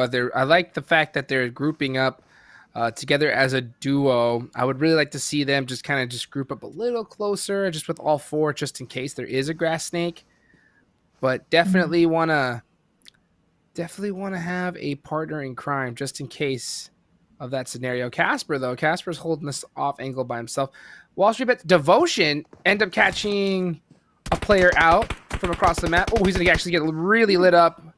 I don't know if he actually made that there. We did switch cameras the last second. Yeah, it looks like he did survive for the time being. Yeah, barely. Yeah, 1 HP. Wow. Gonna heal up. I guess the surprise isn't there anymore. Yeah. I thought maybe they backed up because they saw them, but no, they didn't see them whatsoever. They thought it was clear, but LeveLx are right next to them. What an interesting I'm not surprised to see position. This. Yeah, me neither. Playing it real tight. B-Stack. Oh, gonna actually catch a little shot onto Casper as well. And that's gonna start off this thing and kick things off here. Carnage gonna have to try and find an angle. He's gonna go ahead and bust out that nade. Try to get some support. Actually, a Molotov. Buy himself some time for his team. And it looks like they're both gonna just kind of agree to disagree and disengage from each other. They say, yeah, I don't know if I want any of that. Little in and out play. Yeah, I don't know. They're able to go on ahead and get a cheeky one onto WallStreetBets. But no, it looks like they're just starting to make a little bit more of a rotation up to potentially more to that northern side. I mean, they don't want to push up on top of this hill because they don't exactly know where they are anymore. They hear that buggy, though, so they know somebody's a little bit further away in some sort of vehicle. But, yeah, WallStreetBets, they ended up backing out of that. Honestly, on top of that hill, I feel like it's usually pretty out in the open, so I wouldn't have wanted to take a fight there whatsoever, especially with how long that grass is. It's a difficult space to be fighting, and WallStreetBets, they don't want to lose another member. I mean, they lost King A, they want to continue to play the game, and luckily for right now, LeveLx is just kind of feeling it out still. They're not hardcore pushing just yet because they do have a one-man advantage. That could give WallStreetBets an opportunity to get away, but I think they're more contemplating it than committing so far. For sure. It definitely makes sense to me, especially considering that it's Sanhok. And when you have a map like Sanhok, you always have to be concerned for that third party. It's so easy for it to come on down. So if you get a little bit too lax, you get taken out early, you're just in big, big trouble. So I'm not surprised to see them both kind of disengage that rather quickly. And we'll see, hopefully, them try and get back in that fight, probably in the next circle. But for now, everyone's just going to play a little friendly because they just know, man, with these next zones and their timing, we got no room for error, no room to make mistakes. Exactly. You got to be so careful, of course, in every single map that you play. But I feel like Sanhok is just a little bit more in terms of caution, and that there's just so much stuff on this map, so much foliage, so much cover that you seriously could just be running across Sanhok, not realizing that there's a team right beside you until you're seriously right on top of them. And that's always, of course, an unfortunate, concerning situation that I've seen happen multiple times. So especially have to be careful coming in on Sanhok, especially with how Pro Era is making a move on in straight into TMOP, just on a bike, completely on the open. Oh, two go down. They do get a trade, but that is exactly what I was talking about. Caught out, and now we're starting to see shots coming from all over the place. Here comes TMOP around the corner, trying to catch Pro Era. Seagut coming up strong, trying to find some angles, and yeah, he is just going to have to send it far, far away. Man, both of them losing two members. I mean, for Era, two of them are permanently out, but we can see the Kasufu Debilitator. They're able to go on ahead and crawl back. Killer should be able to get up his teammate, get up his IGL. I mean, that blue zone's going to provide a bit of pressure, but it's only phase 1 going into phase 2, so they should get those reses. And luckily, they're on the northern side of this zone, but we'll see where it shifts to, but at least they're able to get those reses. Otherwise, that would have been a horrible start to the game for them. And look at that. It's right next to them. So that's also a great place to be. The rest of Era, they're obviously getting out of there. They lost two members, now they're just running. That bike play tough break was too risky. Yeah, just like that. One little mistake and you're taken out. Crazy how the next zone is going to go on up, and we're going to still see that WallStreetBets kind of engagement dead center. So I think they're definitely going to want to squat up a little bit, just hang out, wait for the next zone to go. Because that's what it is. Is Sanhok, once we start hitting zone 4, 5, the timing is just ridiculous. You just literally have to just drop everything and just straight run in. Exactly. That's when it really hurts. So you just got to book it, try and get yourself in. If you can't get there earlier, then, I mean, that's obviously something that you have to keep in mind, that you couldn't get there in time. You're just going to have to book it, and that means you can't have as safe of an entry. And it looks like Dope not quite done with any fights that they're doing right next to BTOWN. I really want to see these two teams fight, actually. Our current first place team, BTOWN, after that huge game, just jumping up to that second place. And it looks like BTOWN, they got that higher ground advantage here. Dope got to be extra careful trying to traverse continuing up this hill if they want to do it this way. Yeah, they definitely have the high ground, but I mean, at the same time, Dope could hit some big shots. So I think either team with the right play can easily turn that around for them. But you know what? It's really easy to make some simple mistakes at this stage. But at the same time, these guys, but BTOWN just had a great game before. Of course, Dope, top of the leaderboards. Anything can happen. I'm interested to see what Karen is going to do here as well. They're right beside the rest of Dope down there. Oh, it looks like they're going to catch out Flawless, take them pretty low, but no knock has happened. That means, honestly, Dope is in a horrible spot here. Peaceful also being able to shoot up one of them as well. They're kind of stuck between two teams. There's no real rotation for that one unless they really want to start taking an extreme just by backing up and going far over towards the west. But no, Karen's pushing them. This is a fight that they can't avoid. Oh, tough break for them. They're going to try and hold on. Here comes Team Karen from across the side here. Dope down. Looks like they have one player knocked, trying to keep them up to keep all four alive towards the end. But they are just getting severely pressured from multiple angles, especially when you got Karen. And yeah, Gallo, he's looking right in that direction. He realizes I'm in big trouble here. I got to make sure that I hold this angle for my team. I really like the fact that we're seeing Team Karen play this so tight now, though, especially after that last loss.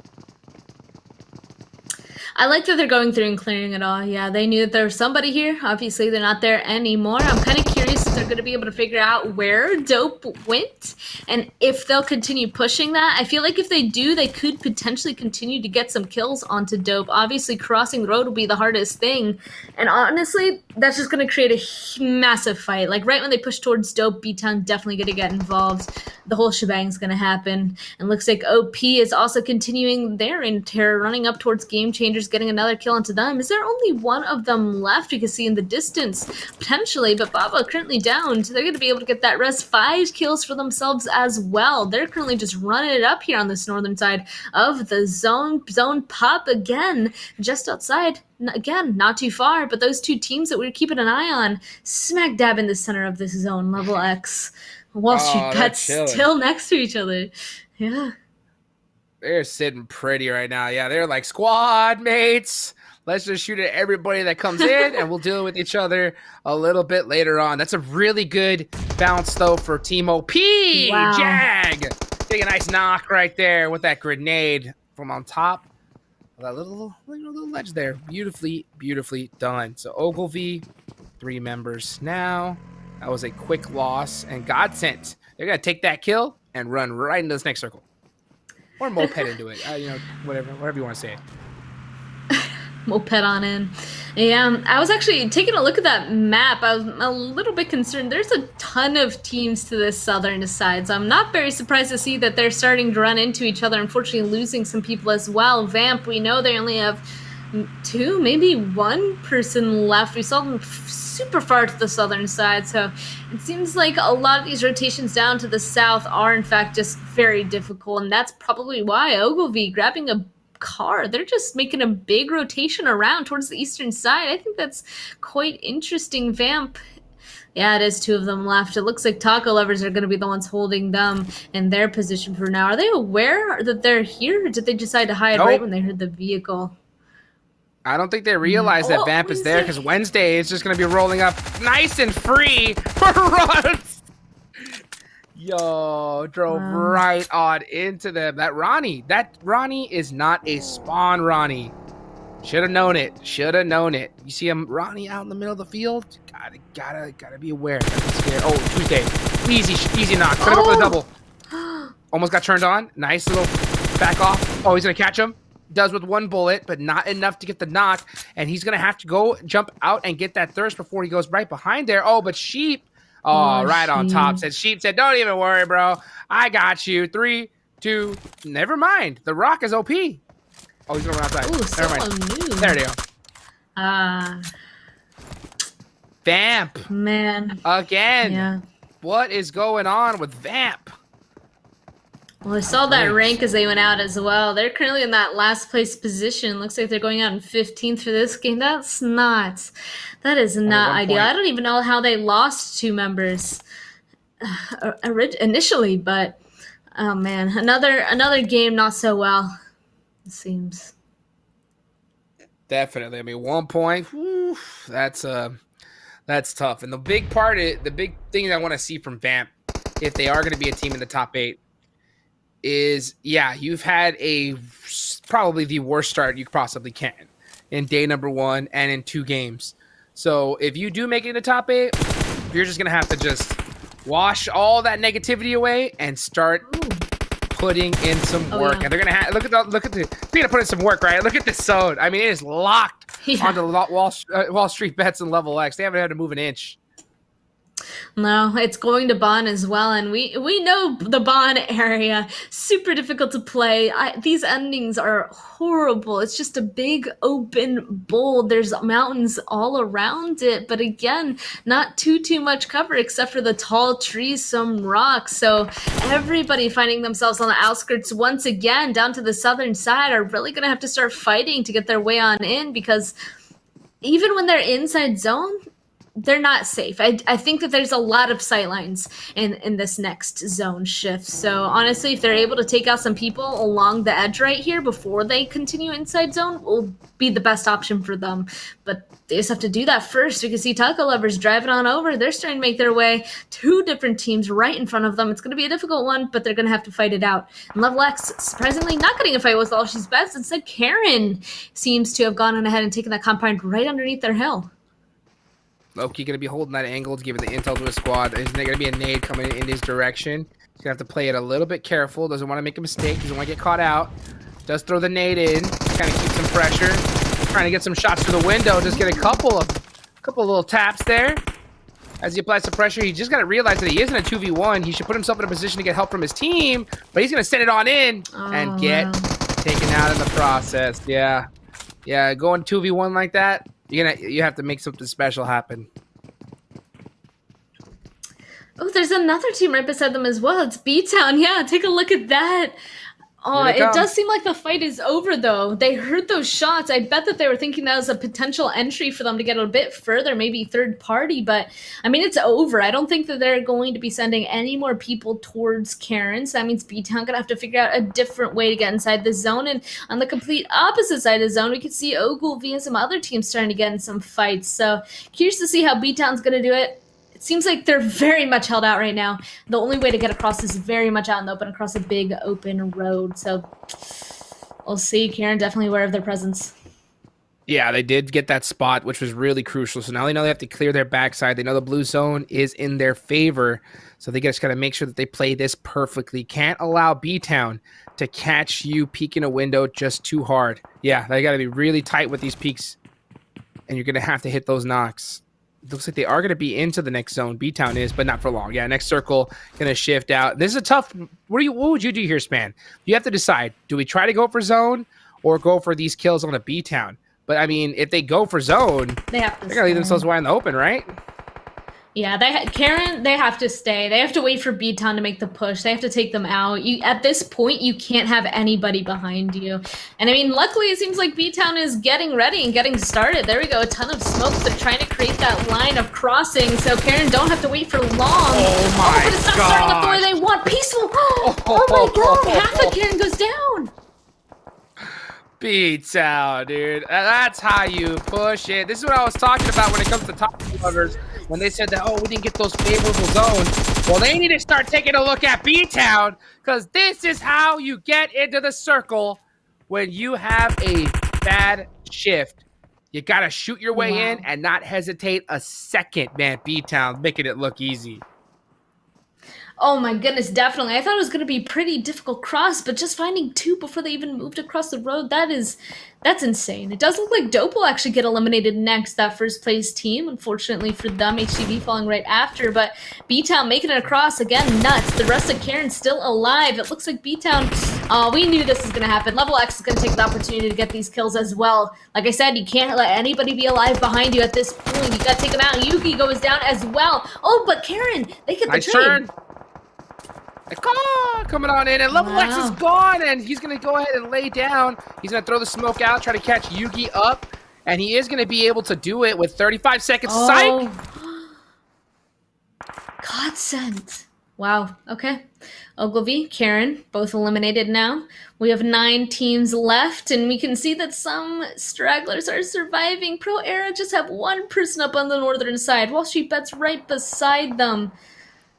Zona is once again going to center as well. Once again, super out in the open. So this team, WallStreetBets on this northern side, they have the compound up on top of the hill. They're definitely going to be happy.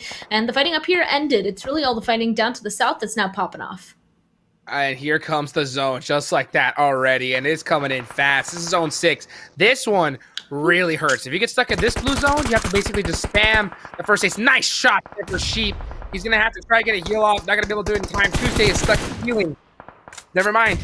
Actually going for some kills, and the knock with the nade. Beautiful gatekeeping from GODSENT. Perfectly executed. Oh, but I gotta go get the birthday boy. Salt is down. Go save him. Don't let him die. Protect the birthday boy. There we go. The rest is happening in the open. A little bit concerned. Wonder if anybody has a line of sight on that, but it looks like everybody is kind of occupied. OP getting fought. Team BTOWN actually gets eliminated as well. They were so broken out just in the blue zone, so it looks like they're unfortunately not going to be able to survive for much longer. And 6 teams left. I feel like BTOWN might actually have the majority of people still alive. Everybody else is at least losing 1 member at this point. Others still just hiding. And of course, the zone's just down to the southern side. All those guys hiding to the north, they can't stay there any longer. GODSENT sitting pretty, and there goes Pro Era Lolo. You know, healing his way up to 6th place. Gonna get some placement points. Still quite a few teams still alive, though. GODSENT are gonna have the advantage when it comes to the circle, but they do not have the advantage when it comes to cover. The only thing is gonna protect them is those smokes. And they are going to be getting pieced up like crazy. Salt, the birthday boy. Run, Salt! Not able to do it fast enough. I mean, if GODSENT were somehow able to get inside Bon a bit ago, that would have been absolutely perfect. But, oh no! Nemesis now making a run for it. I mean, WallStreetBets, they can't let them get there. That'll be the end for them. So Nemesis goes down as well. Perfect, just holding them out. They're just like, if we're going to be out on the northern side, you guys are going to be out. Not getting into Bon either. This is nuts. Oh my gosh. WallStreetBets just saying, hey, who needs cover when you got M4s, baby? 5.56. That's all the cover we need. Just straight dominating with the shots, putting so much pressure. Trey actually peaks that, gets the knock, but goes down immediately. Man, he was really going for that thirst. He wanted that point so bad. But WallStreetBets, that is a big game. Yeah, it's true. Trey almost did it. He just needed to kill 1 more member of WallStreetBets, but that was insane. They just did not get to Bon sooner. I think they probably realized too late. We saw them run over towards the eastern side on that little hill by those trees. I wonder if there was better sightlines to the northern side over there, but obviously not as much cover. Meanwhile, while Bon obviously had some structure to be able to play out. Not the best, I will say. Probably would have been a little bit out in the open, but at least a little bit of something to hide in. So right when they started crossing on over, it was much too late by them. So that is insane. WallStreetBets, they lost somebody really early on, but they just kept getting zoned. They're able to protect that compound to the very end.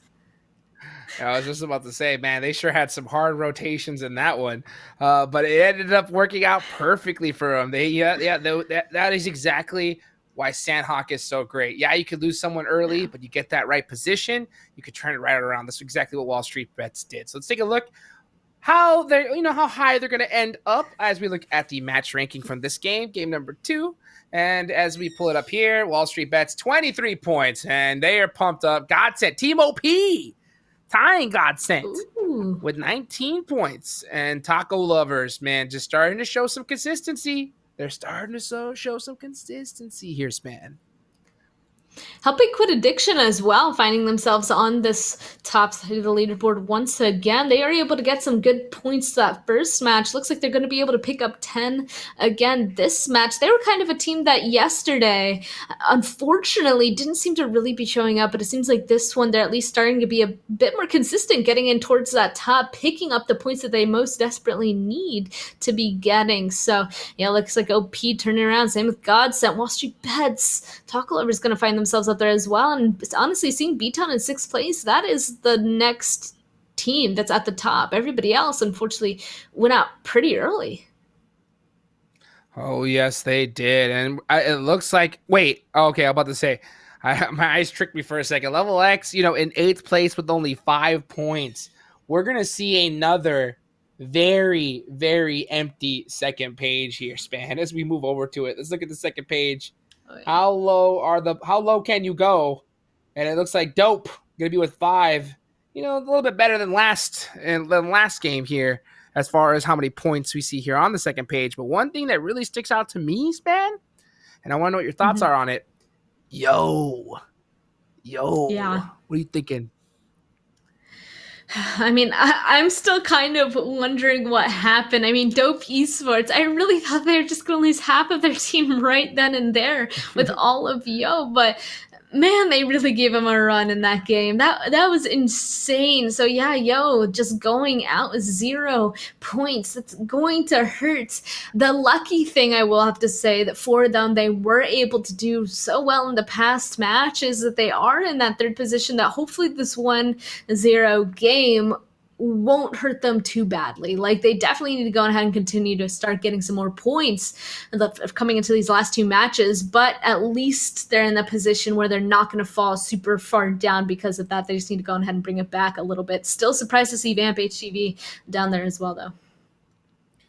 Oh man, it's so crazy just how much the leaderboards are just changing. Like, we're starting to see teams that struggled yesterday start popping off and getting some serious points. The top teams like Dope, Yo, going out extremely early. I don't know. I think we're starting to see, some squads do a little bit of research, starting to catch some of these other teams here after just one day. I think that's really starting to mix things up. Miramar's coming up next. I know how much you love Miramar, Span. And who's going to win it? I want to know before I go for the day. I want to know what your prediction is. Bring it on, Span. The Span Cargo Crystal Ball on the spot. Who's winning the next game? I feel like BTOWN might be on something right now. I think they're going to go ahead and do really well once again. I'm going to say BTOWN. I think that's a good call. I'm going to go with TacoLovers because I love them. All right, guys, that's going to be it for game number 2. We'll see you, Span Cargo, or I'm right in the next little bit. We'll catch you after this break. See you later. The OnePlus 9 Pro. The OnePlus 9 Pro. Oh my god, this phone feels incredible. The best processor, 120 hertz, 12 gigs of RAM, and a Hasselblad camera. What more could you want? The hyper touch on this bad boy is phenomenal. The best model of OnePlus phone I have used to date.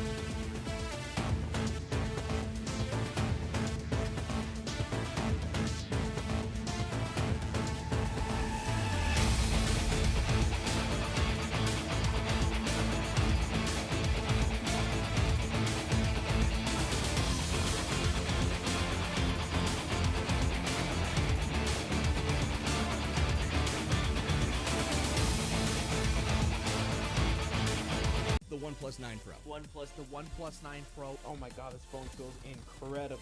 The best processor, 120 hertz, 12 gigs of RAM, and a Hasselblad camera. What more could you want? The hyper touch on this bad boy is phenomenal. The best model of OnePlus phone I have used to date.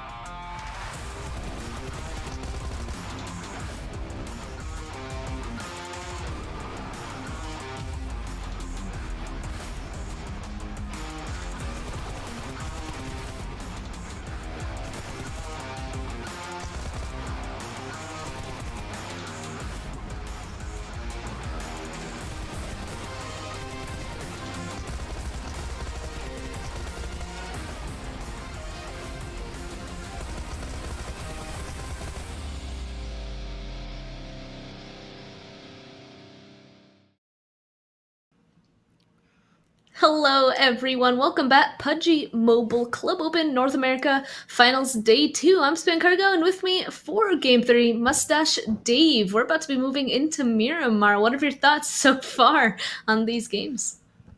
My thoughts so far is I was talking to one of the players from Dope Esports, and they told me that today they're going to play faster, they're going to play more aggressive, and hope everything goes well. I didn't think they meant they're going to play faster in a sense that they're going to go out early on and back to lobby type of deal. Because day one, they're so good. They came out the gate swinging, and day one, I believe they had like 3 out of their players in like that top 7 when it comes to damage and kills overall in the lobby.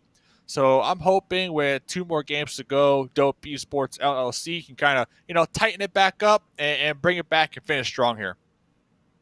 They still were able to wipe out an entire team last game, even though they did go out pretty early. So I guess they were aggressive in that sense, but going into that next fight didn't quite work out. I mean, Sanhok, super difficult. Coming into Miramar might be seeing something a little bit different. I mean, Jukes asked me before he left, if I had to guess who's going to win this next match, who would it be? And I guess BTOWN, because of how consistent they've been playing so far, I feel like they're really feeling something tonight, but I'm not sure. Well, let's check out. I believe we got the thumbs up to check out the overall leaderboards. And if you had to ask me, Miramar, I have to say, especially after last night's performance, if they can get such a dominant position once again on Miramar, they are trained and they are ready to go. But look at this. I'm being way too hard on Dope Esports because, like you said, after last game, those kills was able to get them in that first place spot by 1 point. Yeah, they're still holding on to it. BTOWN keeps getting closer and closer. This next game, if it comes down to Dope and BTOWN, I'm gonna go insane. It's gonna be intense. But yeah, it's BTOWN just keeps getting closer and closer to Dope, and since they kind of went out early that last game, they're now just 1 point away. It started off with 10 points, then around 5, and now 1. So yeah, they're really cutting it close now. Still able to hold on to that 3rd place, even though they went out that last game with 0 points. And GODSENT OP, WallStreetBets still climbing up this leaderboard as well. Pro Era looks like they're joining us on the 8th place position still once again as well. Yeah, great game for WallStreetBets because I was watching the stream and there was a couple people who don't believe in the squad. They're like, they barely made it here. They qualified by only 1 game. Like they're not going to be a top 8 squad here. So for me personally, to be watching that in stream, interacting with the chat, and then seeing them get the chicken dinner, I'm like, okay, WallStreetBets, they are showing up here. And they have been such a scrappy team, going back and forth with other squads here. And now 6th place overall. So pretty solid position to be in here, considering we got, 8, 9, 10 more games to go. Yeah, the question is, will they be able to go ahead and continue to hold this position? Let's take a look at that second page as well. So Pro Era in 845. Who is the next one up? TacoLovers with 41. So it looks like after that last game, Ogilvy is going to fall down quite a bit, down to 10th place. TacoLovers still holding on to 9th place, so still being consistent that they're holding on to that, but still haven't found themselves on that top 8 just yet. And again, the rest of this board seems to kind of be holding the same positions as well. Still surprised by Vamp, HTV, you know the deal, but whew. We only have 2 games left today, and at that point, it's the halfway mark. And we were kind of discussing it, you know, like once you hit that halfway mark and you take a look at where you are on that leaderboard, obviously you want to find yourself in that top 8 or close to that top 8. Otherwise, it's just going to very much increase exponentially in difficulty trying to continue to get up to that top 8. For sure. And, you know, I'm a huge Vamp fan. Everybody knows that. Been cheering them on since I've seen that logo, day number 1. Like, I just, you know, all aboard the Vamp train. And honestly, after TacoLovers and HQA's helping quit addiction, their performance here today, that gives me hope for Vamp because HQA dead last coming into today. TacoLovers, 15th position. So it goes to show you, like, have a couple solid games, couple good games that can truly help you climb these leaderboards. So right now, if I'm a Vamp fan, which I am, I'm hoping that they can have one solid performance. And I'm talking like a 3rd place, 10 points, couple kills. And I think that's all it truly, all they truly need here to really turn things around and start playing their strategies again, start playing their play styles again, like we saw from the group stage. So I'm looking for that. I'm looking for that turnaround game for Vamp. HTV, though, another team, huge surprise because back at the group stages, they were like so aggressive. They came into days 1, day 2, just slaying everybody. So I would have never have guessed them to be this low here after almost 2 days so far. I wouldn't have guessed them. I wouldn't have guessed Vamp. And, you know, I kind of feel like at the very beginning of day 1, so last night, day 1, I was kind of saying, you know, like we had these expectations going into this. Obviously, those teams ended up doing pretty well in group stage. I would feel like would continue to do that. But also, I have seen that not work out before. Well, first of all, I mentioned the group stage curse. I feel like that's definitely cursing Vamp right now. I can't believe it's coming true, them being in that 16th place position right now. But also, once you go from group stage into finals and you do play against those 8 other teams that you haven't been against, it's just a completely different environment. You can't entirely come up with what is going to happen because all we have are previous stats, what we think is going to happen, but the stuff that's happening inside those games, you can't entirely predict. And that's why I'm currently surprised by the leaderboard. You know what I'm not surprised about? I'm not surprised about those teams at the top because you know what? They're using the OnePlus 9 Pro with that flagship performance, the immersive 120 hertz display, the new technology built into those devices like HyperTouch, the OnePlus 9 and 9 Pro. That is going to be everybody's best shot of climbing up these leaderboards. So heading on over to Miramar, I'm looking for Vamp to pop off, to have that solid game, get those placement points, start to make that climb up that leaderboard. You said who you're looking out for again? I know you just mentioned it. BTOWN. You're looking for BTOWN.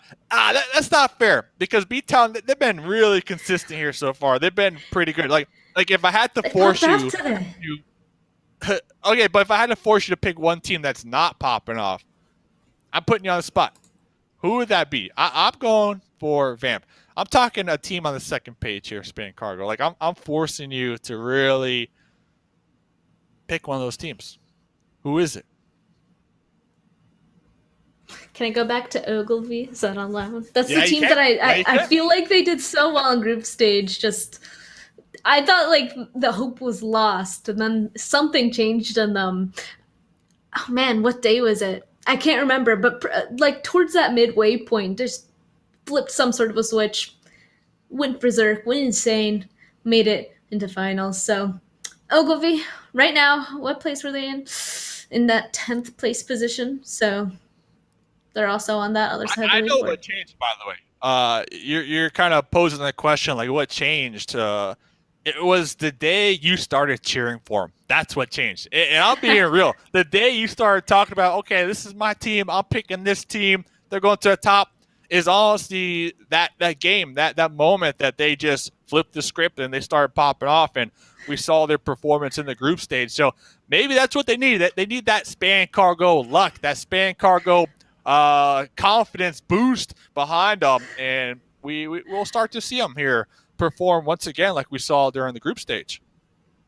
They felt the good energy be sent towards them, potentially. So yeah, I guess you forced me off BTOWN, so I'm gonna go back to the good old Ogilvy, see how they're gonna be able to perform. By the way, I can't find them on social media. It makes me upset. I keep trying to tag them, especially during group stage, and there's nothing there. Like, what's up, Ogilvy? Get on that.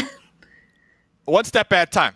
Step 1, qualify for PMPL. Step 2, post some clips.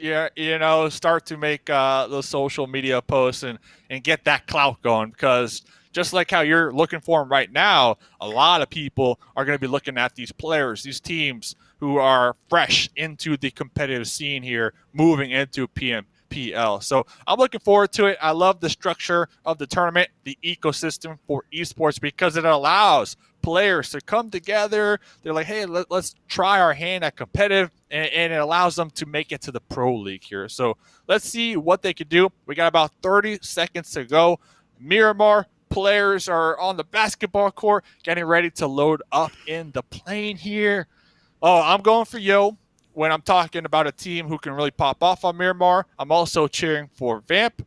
You're cheering for BTOWN and Ogilvy. So we got a couple squads to keep our eyes on here. That we do. And Miramar, again, a different beast. Gonna be our first one today, our only one. Let's go ahead and jump right on into it. The plane's moving. It's moving and it's a grooving. And of course, shout out to OnePlus 9 Pro. Look at that bad boy right there on the screen. It's looking good. Never Hyper settle. touch that never settle, that's for sure. The fast warp charge. I got a OnePlus 9 Pro, and that warp charge, honestly, one of the best features that I've ever had on a mobile device. So happy with it so far. You and Jukes, I'm out of the club. Man.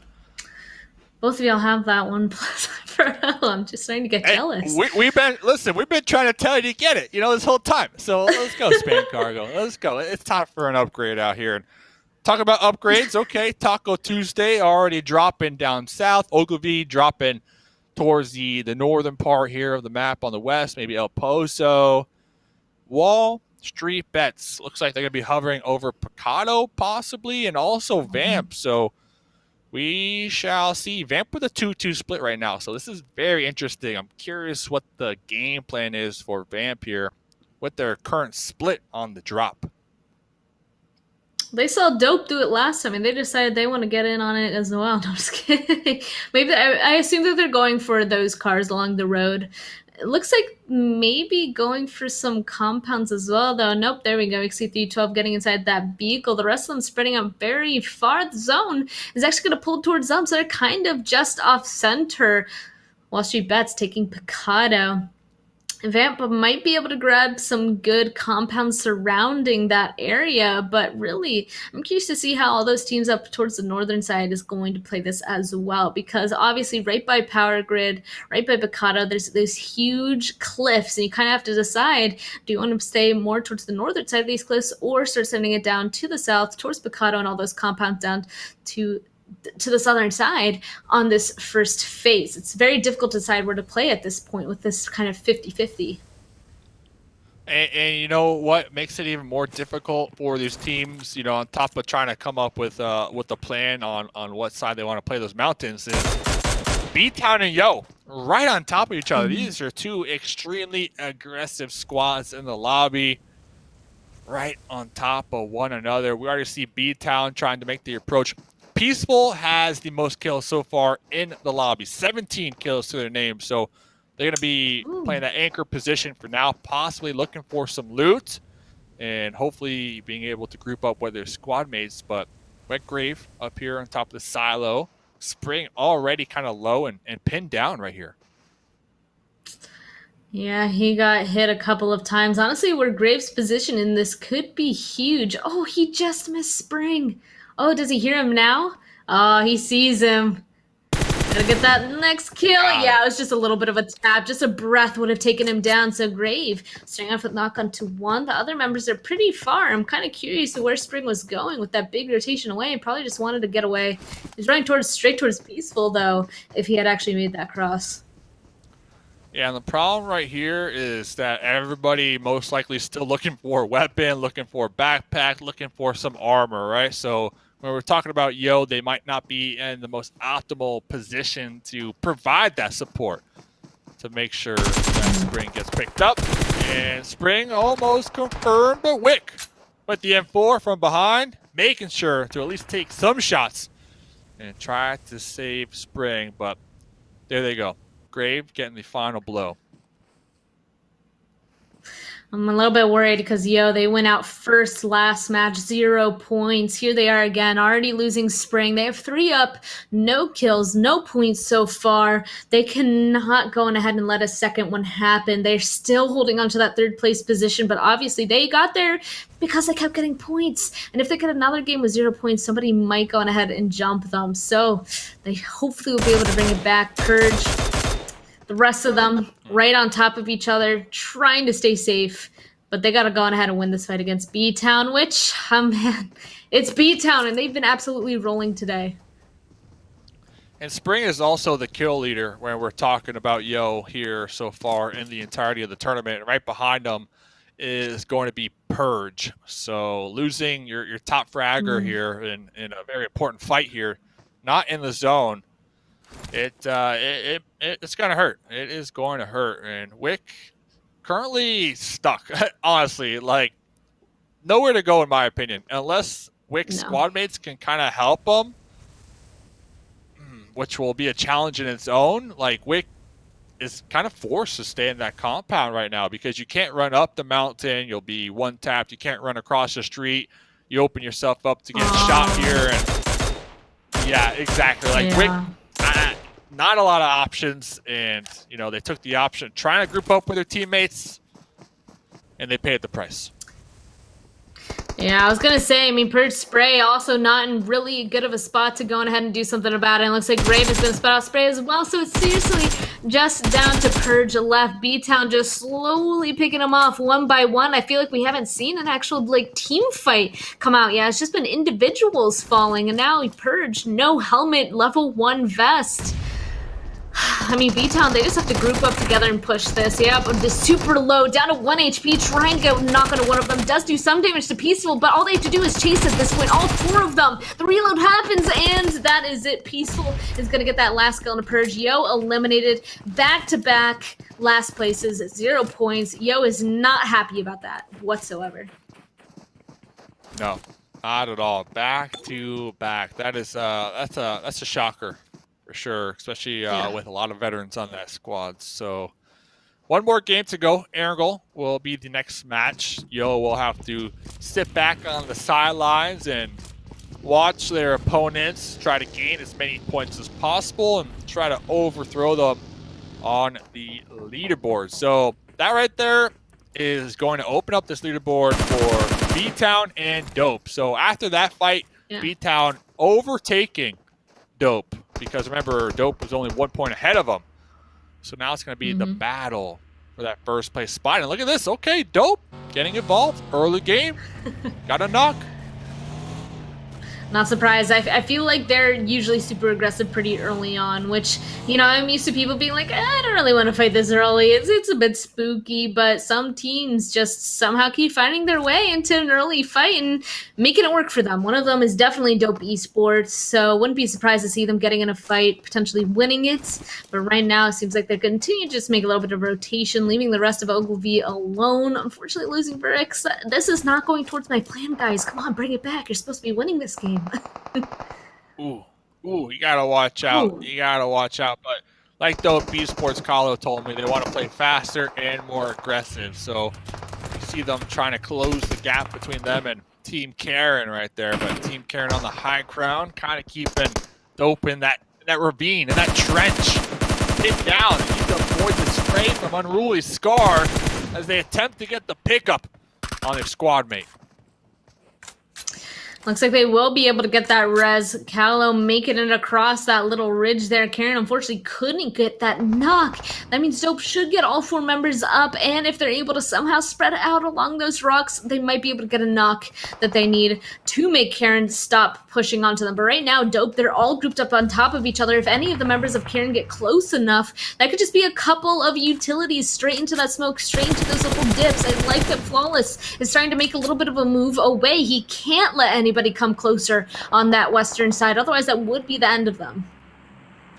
Yeah, and Team Karen, they are not happy here tonight. They got 2 points last game, 1 point in the first game. So game number 3, at least trying to double it, you know, trying to get at least 4 points on the board. And I feel like they had a solid opportunity right there with that knock, but just spending a little too much time before trying to make the play, and Yogi trying to salvage what they can. But Dope, like you mentioned, already got the revive. They popped in their vehicles, and they are already repositioning with their minds on the bigger picture, on what's ahead here, and that's surviving. So they are going to be moving out of that harm's way for the time being.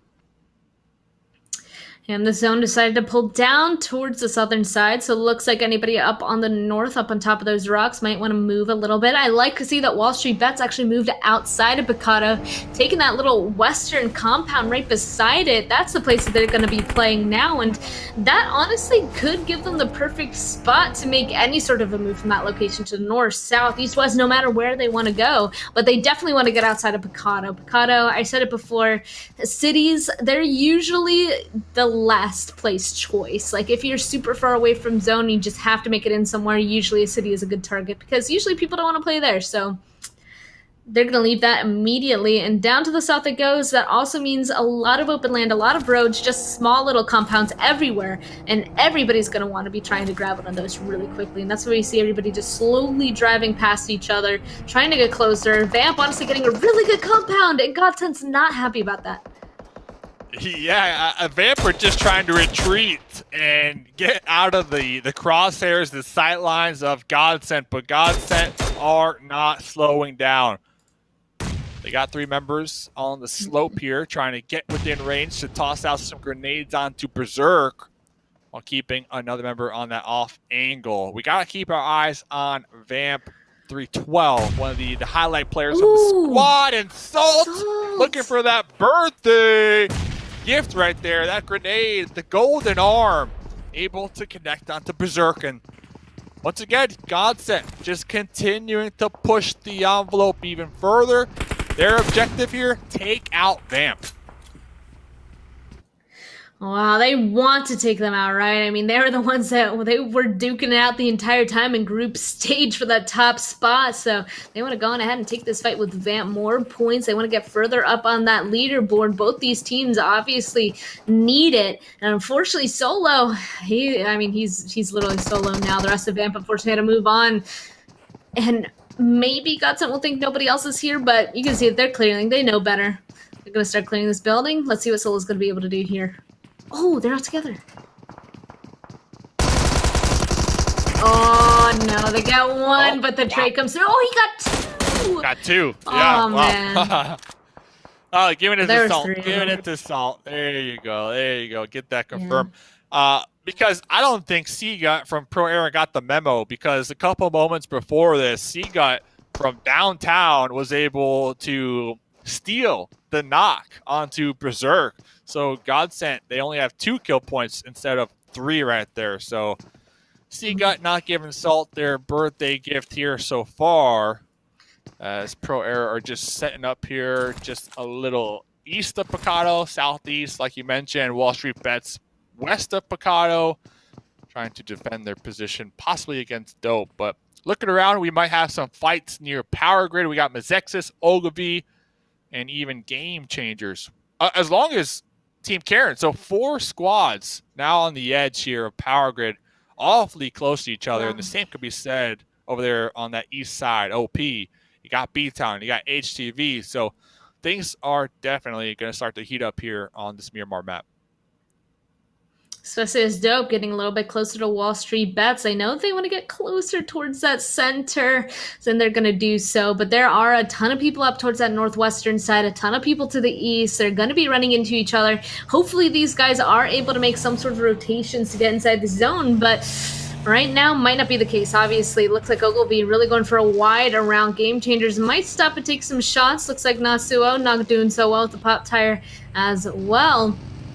There's still a lot of compounds in the center of the zone completely open, so all these teams could potentially fit inside of this zone. They just got to get there first, and obviously everybody else is not going to want them to let them get there. It's going to be a lot of shooting on rotation, and that's, in my opinion, the worst way to go out. So we'll have to keep an eye on that. Dope is, in fact, getting really close to WSB. Wow. No tire, no problem. That's what they're saying right there on that buggy. So they are close, right? But look at the terrain kind of separating both the warehouse and the compound that Dope are holding. Like, it's kind of like a wall right here blocking some sight lines. And honestly, WallStreetBets, Dope, I feel like both squads are in a really dominant position here. They don't necessarily, like, they don't need to push out at all. Right now, maybe King A get a high ground advantage point, maybe get a knock, maybe take out some armor, maybe a helmet, and vice versa from Dope. But for the time being, they could be some nice neighbors, you know, maybe share some pie. But look at this. I mean, you got King A and one of the members from Dope, like, both getting awfully close to each other, like testing the waters, I guess you can say, trying to push over this hill. I don't know. I don't know if I would be doing that right here, because 15 teams alive, if you get taken out, 0 points. And personally, I feel like both teams have a really good spot right now.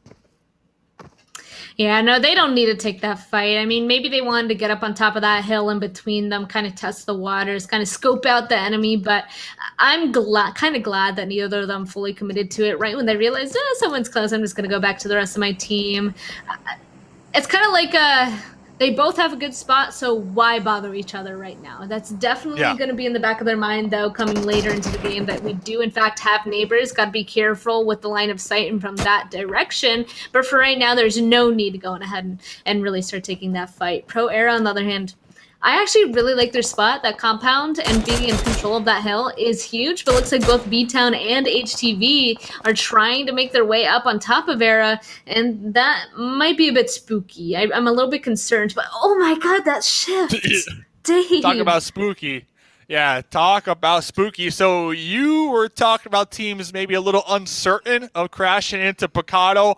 Right now, if I'm on that west side, Picado is looking like my best friend. I might be sending it back into Picado to try to find some type of building, some type of cover, and just survive, because this is such a yoink out there to the east that a lot of teams on the west side, oh man, they're just caught off guard. Big surprise. So we'll see. We're going to see a lot of players get taken out on this rotate. No, that's nuts. TacoLovers, for example, getting in a fight with Mezexis Esports. They're able to take down 2 of them, able to get that res onto April, but an entirely different team to the northern side. TacoLovers seems like a couple of them are unfortunately caught out. Don't quite know where the rest of them are. Oh, gotta get your teammate before you drive away. There we go. But still, they're on the fast side of the zone. We can see that the zone is now moving. The furthest you are away from the zone, the faster it moves. So they're all the way to the west. That's the fastest. And it looks like some teams now sending it to Picado, the best place to send it. Dope and HQA both want this little hotel here, and they obviously can't coexist here for too long. It's just who's going to catch each other out first and get that first push coming through. Everybody else inside of Picado, again, this is very much heightened terrain, making this kind of a difficult place for everybody to get inside zone. Especially with the WallStreetBets kind of watching them from afar. This is not going to be an easy situation for the majority of teams. Yeah, WallStreetBets, they saw the circle shift, and immediately, like, no hesitation, already in vehicles, repositioning, and they're able to claim some good cover, and not only that, good elevation as well from their current position. And we can see that out there in the distance, that both HQA and our squad, Dope Esports, are forced to be mindful not to over peak, and they need to watch those windows, because WallStreetBets are definitely going to be overwatching any type of fight. And talking about a fight, well, we got GODSENT down here in the south. We also have Team OP rolling up and Mezexis. So 3 squads here. Oh man, GODSENT was trying to take out Mezexis, but it is going to be GODSENT that kind of holds this position. Oh, almost taking out Baba from OP. I don't think they realized GODSENT was quite here. That was a close one, but full-on fight happening now. This nade could be huge. Looks like it might not go far enough though. Nope, all of GODSENT are going to continue to stay alive, and honestly, this is a fight that I like to see. GODSENT versus OP. There we go. Another nade coming in from Baba. Is it cooked enough though? Yes, Salt goes down. Happy birthday, Baba said. Down you go. And now that can be the entry that they need. Here's your gift. What a nice guy. OP Baba, what a nice guy. Showing up to the party with the gift for Salt. Salt gonna be on their knees. Trey on the outskirts was able to get a trade as well. Looks like we might be going for a pickup. Trey trying to play that Overwatch, trying to make sure that they are not going to be getting pushed. Baba was able to reposition here on the second story, but remember, Mezexis also in the area, so this buggy might be causing a little bit of confusion. And Trey from behind getting caught off guard. This is a clown fiesta if I've ever seen one. Salt was able to get picked up here, but we got 3 squads like all stacked on top of one another, just trying to survive. They couldn't get rid of Mezexis fast enough, and it looks like it's going to come and punish them in the future. So now Nemesis, super low HP for GODSENT. He's the last one up for them. He's trying to heal now, but no, he's going to fall as well. So it's just another person up to the northern side. And Jack was able to get completely out of the situation, but obviously can't help the rest of his team from in there. OP now just 2 left. Mezexis is actually third-partying this is actually a huge for them. Somehow getting kills. They're absolutely destroying the chances for the rest of these teams. They had 2 up this entire time. Now taking OP down to 2 and GODSENT down to 1. Oh, wait a second. I don't even see them to the north anymore. But Baba, there we go. The 1v1. It's going to win that. April trying to get them as well. But Baba, oh, he goes down. But a killer. What? Killer does succeed, but unfortunately his teammate is not going to be able to get res. This zone is just hurts too much.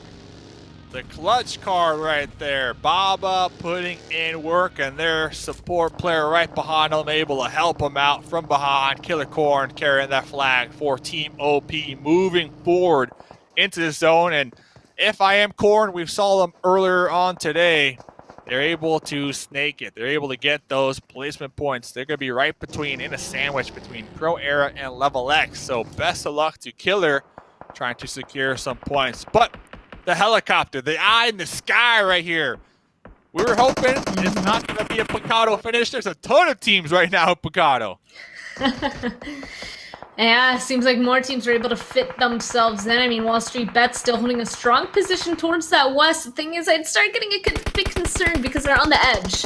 And that means that they might not get this next zone. These 2 teams, Dope Esports, HQA, they've still been able to just coexist inside this hotel for now. They still have towards that center. So they're probably going to get this next shift. And everybody else is trying to fill in around them. But it's just, I mean, you can see, he's looking through that window. It's just a big open slope of a hill. So everybody's really going to have to figure out a harsh way to get inside this next zone. We can see even more teams falling as well, so only 10 will be left. And yeah, this is a perfect opportunity for QA and Dope to get some kills from the people around them.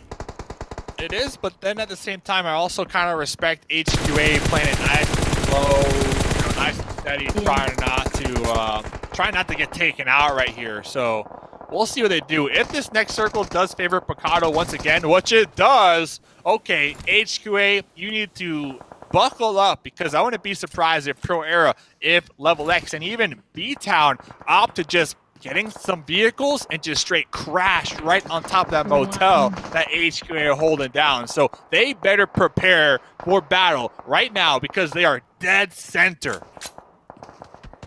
GameChangers inside of Picado might make their way towards Boom, the last member up from HTV, and that got station as well. So he should start preparing himself for some sort of a fight. I think that's why we saw him actually start moving back towards those back rooms. He knows somebody's going to be coming shortly. WallStreetBets might end up following GameChangers onto Boom as well, actually. again, maybe the best place for them to go. But yeah, I think crashing onto Motel just might be the best situation. Right when these teams can't go any further, they might as well just have the best outcome, the best spot. If they know they have to crash, why not crash the center? Because they're going to have to get in a fight anyway. Why not get the best position? And it looks like LeveLx might be trying to figure out a place to play in the open, but WallStreetBets is going to be tearing them up. Era, on the other hand, they know they can't play outside of here. They're just crashing the compound right in front of LeveLx, trying to use those vehicles as cover, but it is complete chaos. Here we go. Pro Era now making the move on in, just turning this absolutely chaotic. A ton of them getting knocked down. I think it's just down to one left, and HQA does not want to let them survive. It is just one left. They are all starting to slowly surround, and that is going to be it. But oh, perfect timing. This was the opportunity to third party this, so Pro Era will be eliminated. Dope Esports getting some knocks as well, but it looks like they're not going to entirely be pushing. They still want to be patient and try to get these kills around them. Right when they start taking a fight beside them, some other teams could potentially crash onto them.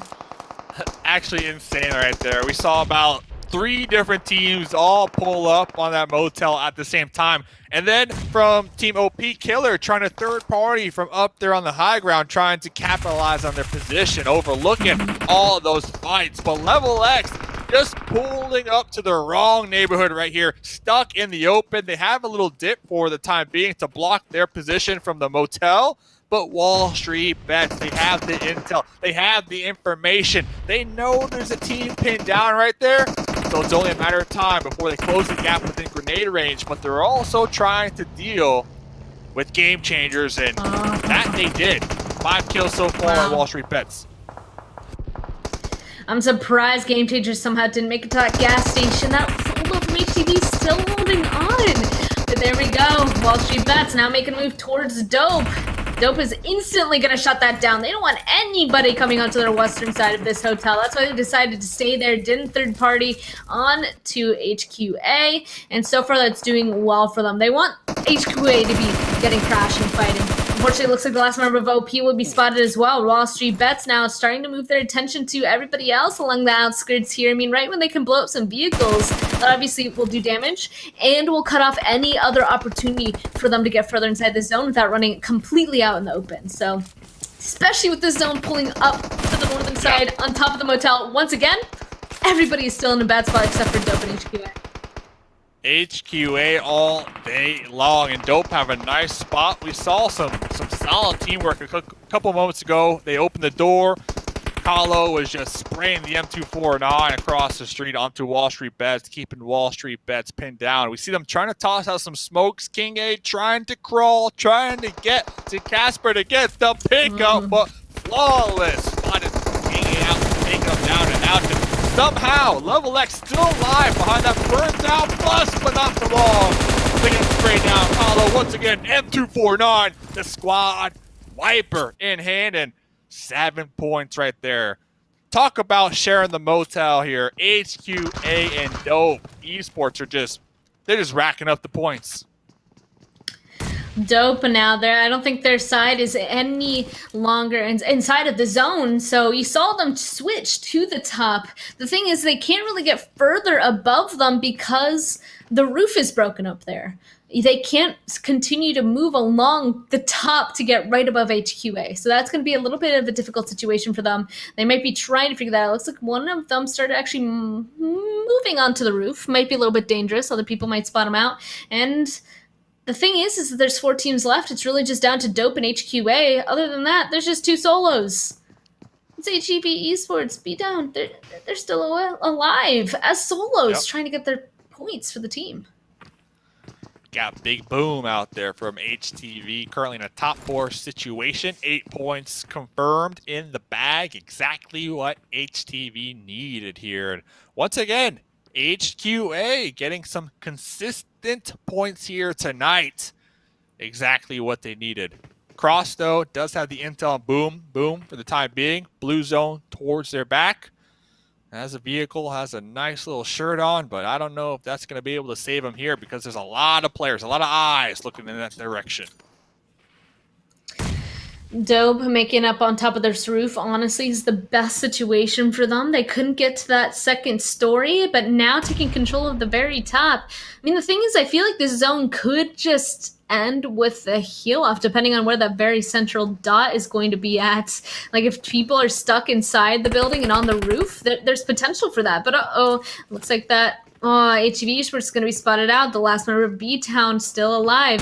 And they're closer and closer to HQA. And Cross, not going to let him join whatsoever. So now it's officially down to our last 2 teams. And that is HQA helping quit Addiction versus Dope. So don't quite know where this last zone's going to go. Don't blow yourself up.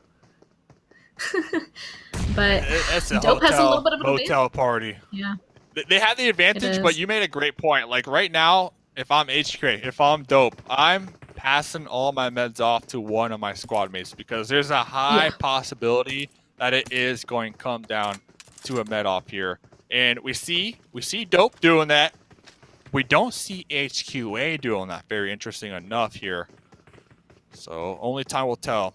HQA backs against the wall, trying to hold as many angles as possible, anticipating the push from Dope from above. But like we mentioned, Dope, they passed off their meds to one of their players to go for that heal off. Yeah, they're waiting. They know what's going to happen. So they're tossing some nades as well. I like that they're proning to try and get those angles as well. There we go. Toss it as quick. Try to get it. Not going to get inside. Nope. It really is just a waiting game at this point. It's whoever moves first is going to have the disadvantage. So obviously neither team is going to want to move first. Like HQA is completely at the hands of Dope Esports, I feel like. Like they can't go outside the building at all without being spotted. We can see one of them does have that little overhang on that first floor to be able to hide from Dope, but other than that, that's about it. So we'll have to see. I don't think anybody really has the opportunity to like peek on up or down, do damage though. Dope are slowly moving though. Trying to clear off every single floor. Flawless going to be jumping down, UMP in hand, I believe, spotting out one of the HQA members back against the wall. Cross trying to toss out some smokes, block these sight lines from these windows. Flawless might be going for bait. Opening the door. Cross tossing a possible grenade right there. Oh, the first knock right there. Lewis, UMP in hand, spraying through the smokes right here.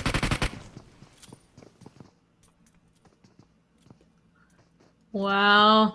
Okay, well, it looks like that smoke is perfect cover. He's slowly going to be able to crawl underneath them. Looks like jumping down is a little bit too dangerous, but the res is already happening.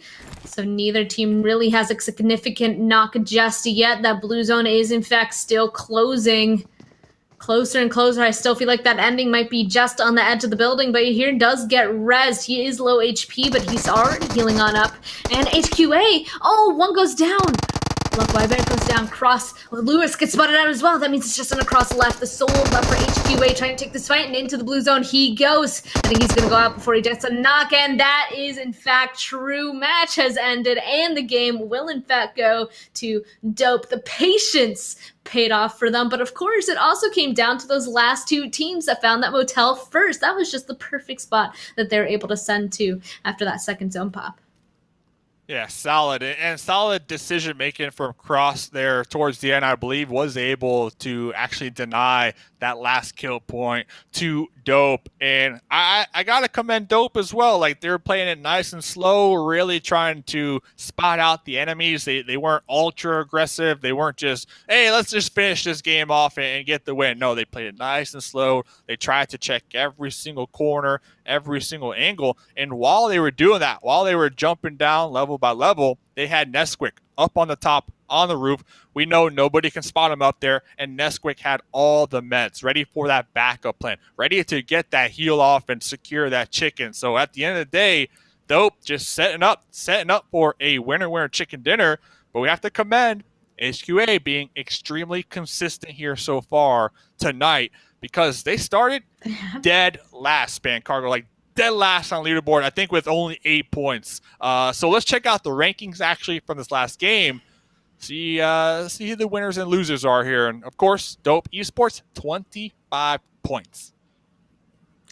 insane. They just want to grow their lead. You know, they're in that first place position. It was really close, just 1 point away, but with that win, no chance. They want to make sure that they're going to continue to hold that. They're just like, everybody else, stay as far away from me as possible, please. And you're right, helping quit addiction. I pointed after match 2 that I'm like, wow, they were able to make it into the top 5 once again. And it looks like this time their best game yet, getting that second place with 17 points. That's absolutely huge for them.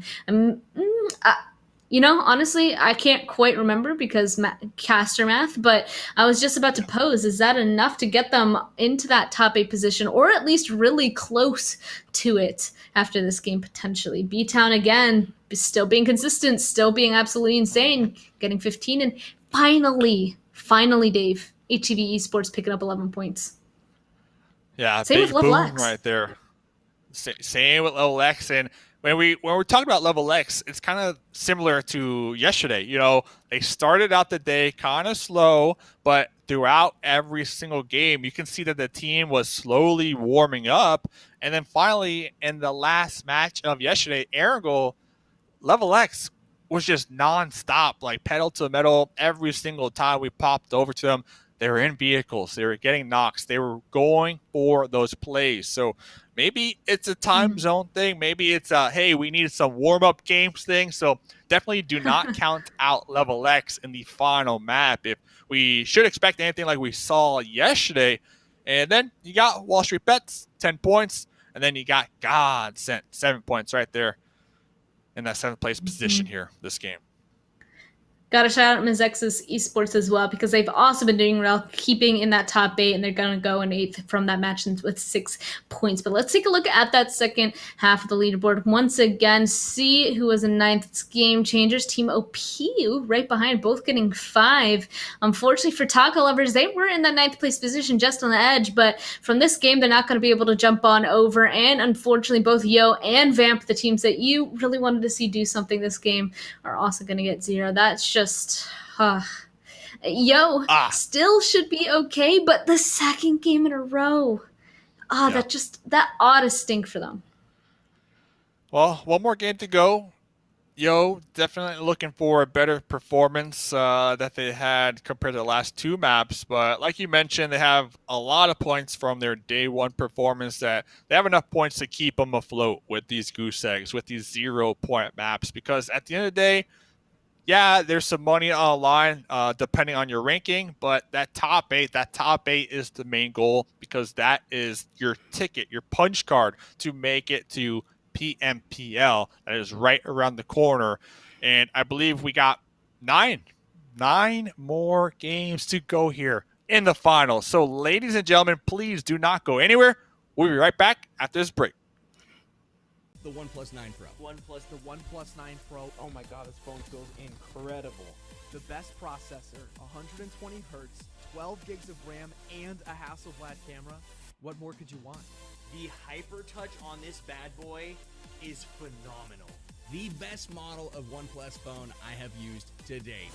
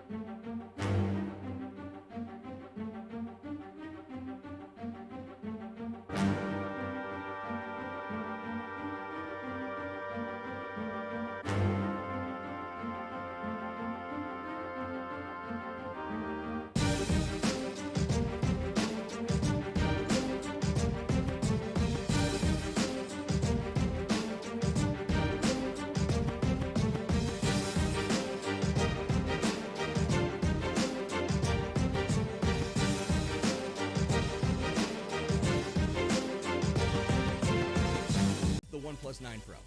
The OnePlus 9 Pro, oh my god, this phone feels incredible. The best processor, 120 hertz, 12 gigs of RAM, and a Hasselblad camera. What more could you want? The hyper touch on this bad boy is phenomenal. The best model of OnePlus phone I have used to date.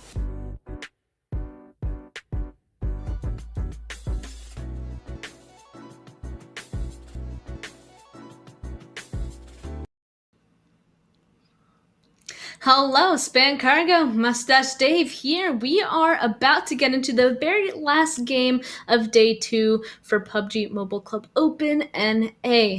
And it's going to be on Erangel once again.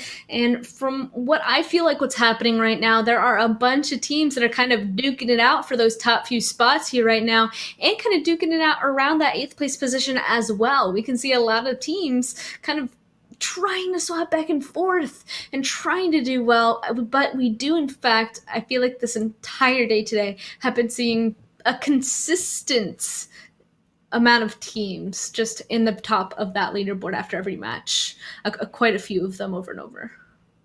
And talking about consistency here, after that game, Dope Esports LLC, they have 3 players in the top 5 for top frags, top kills in the lobby. So wow. They are, 3 out of the top 5. So let's check out the overall lobby. That was, a little quick info stat on individual points, individual stats. But the overall here, Dope Esports, 100 points, breaking that 100-point mark right there, setting an example for everybody else in the lobby. Yeah, so after 7 games, getting 100 points. I mean, after this last game, that's the halfway point. They've already broken that 100. BTOWN, once again, about 11 points behind. So it looks like Dope, after that last game, was able to regain that 10-point difference, that gap that they had at the very beginning. BTOWN probably not happy about that whatsoever. And the BTOWN, they actually got 3rd that last match, so they didn't even do too poorly. And Dope was still able to go ahead and jump super far ahead. And take a look at that big difference. They were in the 3rd place spot for the longest time, but after those last 2 games of some really unfortunate getting out early with no points, GODSENT's going to be able to take the spot from them. Is now below them. Team OP is slowly encroaching as well now.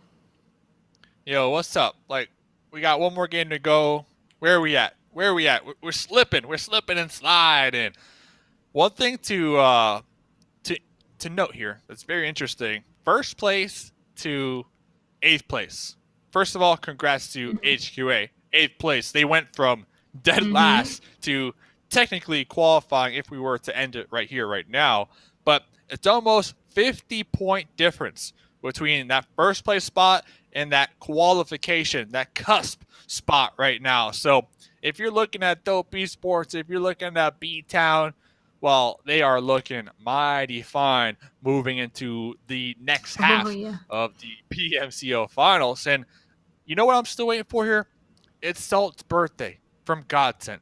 I am waiting for the chicken dinner. It has to be this next game. Like, it's do or die for GODSENT if they want to get that birthday wish for the birthday boy, Salt. That's so true. Yeah, we keep talking about it's his birthday. That would definitely be the best present possible. Go on ahead and win that game, guys. They got the 3rd place position, but you're right. I think coming into this last match in the Erangel, they definitely need to go on ahead and get that birthday chicken dinner, So we'll see what happens. Again, big shout out to Helping Quit Addiction, grabbing that 8th place position with 51, really close to the people above them. Let's take a look at the 2nd page as well. There's definitely a couple gaps towards the top of this leaderboard, but as you can see, as we move down, these guys, they're barely any points away. It's like 1, 2, 3 points away from each other in this position. Pro Era getting bumped down to 9th. TacoLovers also, unfortunately, not being able to get out of this position as well. However, LeveLx happily being able to jump up a tiny bit as well on this board, and everything else looks pretty much the same. What happened for Pro Era Ogilvy? Both probably not happy whatsoever after dropping so much after our first 3 matches. Yeah, Pro Era, like you mentioned, 3 points behind the 8th place team, now HQA. So HQA have been making leaps here tonight. 8 points is what they had coming into today's games, and now they are in 8th place here. So looking mighty fine. And a team on this page that really sticks out, GameChangers. They got the first winner chicken dinner. And since then, not much when it comes to placement points, because the chicken dinner is 15 points, right? And they have a total of 21 placement points. So if I am GameChangers, you know, your gunfights might not be your strong suit right here. That is fine, but try to buckle down, try to get some consistent placement points. You know, I'm talking top 4, that's 8 points. 3rd place, 10 points. If they can kind of focus on that aspect and surviving a little longer, I can definitely see them, you know, putting up a solid fight here all the way to the end when we're talking that top 8 spot. I was actually just taking a look at it. You're right. They started off today in 7th place, and now they're all the way down, not a place they want to be whatsoever, basically. So they're able to pop off, but unfortunately, it seems like they kind of lost that stride. So again, it looks like we're looking towards a couple people. Well, we get a birthday chicken dinner. Some other teams want to go on ahead and try to get more points, jump up towards the top of the leaderboard after losing it after day 1. So, you know, it'll help them climb the top of the leaderboard. You guys already know the answer. With flagship performance, an immersive 120 hertz display and technology made specifically for gamers like HyperTouch, the OnePlus 9 and 9 Pro are their best shots and your best shot to climb that leaderboard. So this last match coming to today, halfway points. They need to try and gain as many points as possible to set themselves up for the halfway point coming into the rest of this tournament, the rest of these finals. So a lot rests on this, the birthday, the points, get that halfway point, got to get comfortable to set yourself up for the rest of the game. So let's go ahead. The plane's getting ready. Let's jump on into it. And Dave, I cannot wait. Let's go. We're looking for that winner chicken dinner from GODSENT, because I was told Salt wished, you know, their birthday wish, their only birthday wish here. They blew out their candles. They said, I want a chicken dinner here today in the games. PMCO finals group stage. Let me get a chicken dinner. So hopefully Salt's wish can come true. And right off the bat, plane starting down here in the south, going to be finishing right above Kameshki. We know the TacoLovers. We know they love military base. This plane right on top of that. We also know Team Karen like to kind of hover around Ferry Pier. So let's see what will happen. What will unfold here in the final game of day number 2. And then, of course, after this game, Span Cargo mentioned it, officially halfway done. Only 8 more games to go. Not a lot of games to go here to qualify for that PMPL spot and get that cash money, that prize pool. So it you know, time is running out if you're one of these teams looking to tighten up your gameplay, tighten up your team fights, tighten up your team communication. Honestly, like, this is the game to turn it around if you are looking to make those improvements, those leaps on the leaderboard. Exactly. And unfortunately, I'm a little bit upset by the plane path and definitely not going to put everybody in the best position. But our first zone is, in fact, going to help out those who decide to stay in the plane a little bit longer. So over towards the eastern side it goes, kind of centering around that mansion area. Everybody's still trying to do their best to spread out, though, into the mainland of Erangel. Kind of curious to see how some of these guys are going to be making this rotation inside this zone, though, because I feel like the safest would obviously be trying to just drive around the entire circle on that western side, but I don't know if that's really an option for teams like TacoLovers all the way in Military Island, so instead they're going to have to drive straight into people. And Pro Era, Ogilvy, both these teams are people that we've called out. They know they need to get some points, and on the back of the buggy, that's making me a bit nervous, but it looks like they will in fact be able to get away for now. Pro Era, he doesn't even want to risk it. He's just already running. See ya. That's what they're saying. That's what both teams are saying. They're saying, see ya, wouldn't want to be ya, because getting taken out right here. I know I stress it so much. I stress it all the time, but like, teams just can't afford it, especially in a format like this. You cannot afford to lose players early on, because that is just going to set you up for disaster. You know, you want to have as many players alive towards that mid to late game when the teams are ultra condensed, when, you know, you're guaranteed to run into a squad and forced to take a gunfight. So obviously having your whole team up, you're set up a little better to win those fights here. And, you know, getting taken out real early on, 8th through 12th place, 1 point. 13th through 16th place, 0 points. Like, it's just not a good look. It's not what you want to be accomplishing here in your game. So fortunate for both squads right there, both players. They were able to completely avoid that doom and pull on off. So dope. They have their crystal ball here tonight. I'm not gonna lie. They dropped Karmeski, Nesquik as Stalber with circle number 1. They got the northern half of the zone pretty much all to themselves. They're gonna have some easy pickings. And then we were kind of talking about the GameChangers, right? Yes, Naya, also a pretty strong spot right now in this zone, all things considered. Yeah, honestly, everybody who is able to stay on the plane for as long as possible and they're getting up towards that northern side is the safest. It's basically the place to be, because so many teams that didn't wait and decided to jump immediately, that means the southern side is going to be pretty congested the entire time unless they're really able to make some big rotations happen. So we have to keep an eye on that, see if anybody really is able to get around on that western side. But otherwise, we just know right off the bat that the north is the place to be. The south is just going to be entirely chaotic. So we'll have to see how that goes. Yo, also looking a bit happy up here by Severny. Not a hot drop this time, which is good, but there's only 3 of them. So that's quite unfortunate. They finally get a game where they're not in an early fight, an immediate hot drop fight, and unfortunately they have one less person. Yeah, I'm real curious if we do see Vamp try to be a little proactive here. They should know that, they like to loot Severny. I feel like all night Vamp have been just trying to avoid fights, and that's not working out. They've been trying to rotate wide into the blue and just avoid fights at all costs. But, with them knowing for a fact that there's definitely going to be a squad in Severny, maybe they could be a little proactive. Maybe they could try to hunt down a team. Yeah, is a strong squad, don't get me wrong, but I think they need to start somewhere here, because they're now dead last, right? They're at the very bottom of the leaderboard, so they could definitely use a change of pace here. And I think taking an early fight might be that pace. I mean, what's your opinion on that?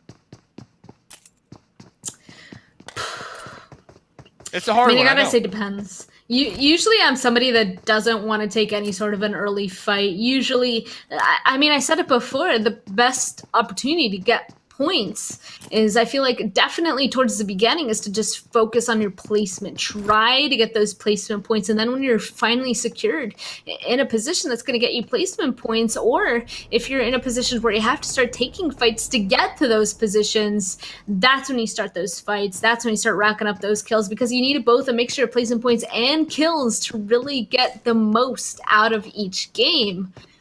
For this tournament, so just staying alive as long as possible, also just be able to get you more and more fights. So if you're just going to go on ahead and start chasing people pretty early on, or getting an early fight, that obviously goes on ahead and eliminates an entire half of a point opportunity with that placement points, and I personally don't think that it's worth it.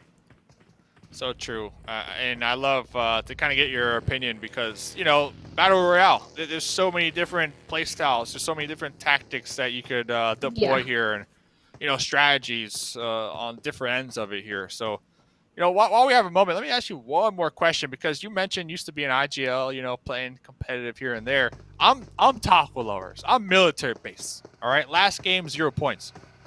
Am I going for a boat take? Am I looking for a boat? Trying to wrap around the east side, maybe dock on the Pubg. Like, if you were in the game, if you're in their shoes right here, Span Cargo, would you go for that play? I would. Personally, I would. I would go for the boat take all day. If I was on military base and this zone happened? Yes. It's a hard one. I know. I think I would definitely think about it, because that would give you a good opportunity to get all the way into that eastern side. The only thing I would be cautious about is I would try to do it as soon as possible, because if you're able to do it as soon as possible, nobody's going to be looking for boats in the water. But if they give a chance to kind of just wait a little bit and people start setting up in places to play out of, and they're kind of just scouting, looking around, glancing in the water, and they see a boat, they're obviously going to take shots at that, and that's a huge opportunity to just take out an entire boat of 4 people. Especially on that eastern side. People are so close. People can get so close to the water that anybody that boatates on the eastern side is basically a death sentence, especially around that Melta Power area that we know the team dropped there. So I would do it, but with caution. I would do it immediately. I would be like, okay, we got to get these guns, and then we got to go now. I respect it. Yeah, I'm a little biased. They call me Boatate Dave for a reason. You know, you catch me in a boat all day, every day. So I'm definitely a little biased, but we do see WallStreetBets out there currently kind of get peppered down by Mezexis, and we did see some knocks, and we actually see one of the members from Mezexis popping in a vehicle. I don't know, are they trying to close the gap? Yeah, they are actually.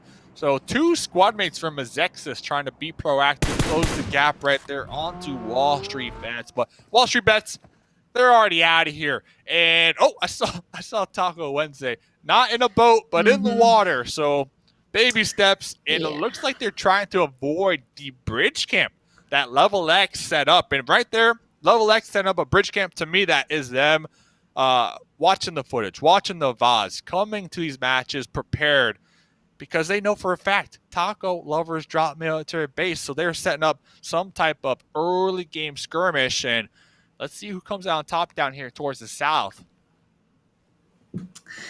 Whoever gets that win, obviously going to be in a good position. Surprisingly enough, nobody is right above them. So they're kind of separated from everybody else. It's giving them an opportunity to really get this fight going. But it looks like the member of LeveLx, Loki, he is in fact going to get the res ups. They're all 4 strong, but oh, here comes everybody else. Jeez, he's just absolutely barreling through. Same with Sheep. If they can take control of the other side of this bridge, that would be huge for them and the rest of their teammates. But Sheep, unfortunately, is going to go down. Can't get the knock.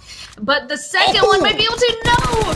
Tanu able to get 2. They have to have the 3rd person to get involved to get that knock. Here we go. Beast now making a move. There's only 2 members left for TacoLovers, and Beast is flying on in. He's just going to go and send himself over the rest of TacoLovers. Another one goes down. She says the last one up, and oh, just one more bullet. Loki does it. TacoLovers are eliminated in that 16th place position. LeveLx are going to survive with 1 man down, but jeez, wow. LeveLx really wanted to protect their teammates. They literally just flung themselves in there. Chanu for 2 right there. So they did get thirsted in the process, but they took down 2. They took down 2, and oh, almost as quickly as that battle ended there. Looks like Nesquik pulling on up right here. This is going to be Dope Esports currently in that 1st place position. Looks like they got a taste over here for Mezexis currently in the compound. We do see Mezexis trying to toss out some grenades, toss out some smokes, and at least put a halt to the potential push right here. And Nesquik will be able to get picked up, but needs to watch out for these grenades here. One after another. Nesquik picked up and immediately knocked down once again. Yeah, I don't want to go back there to try to go for the re-res, but it looks like they're going to start making a move for it. 24K also making a move though, trying to start spraying through that smoke.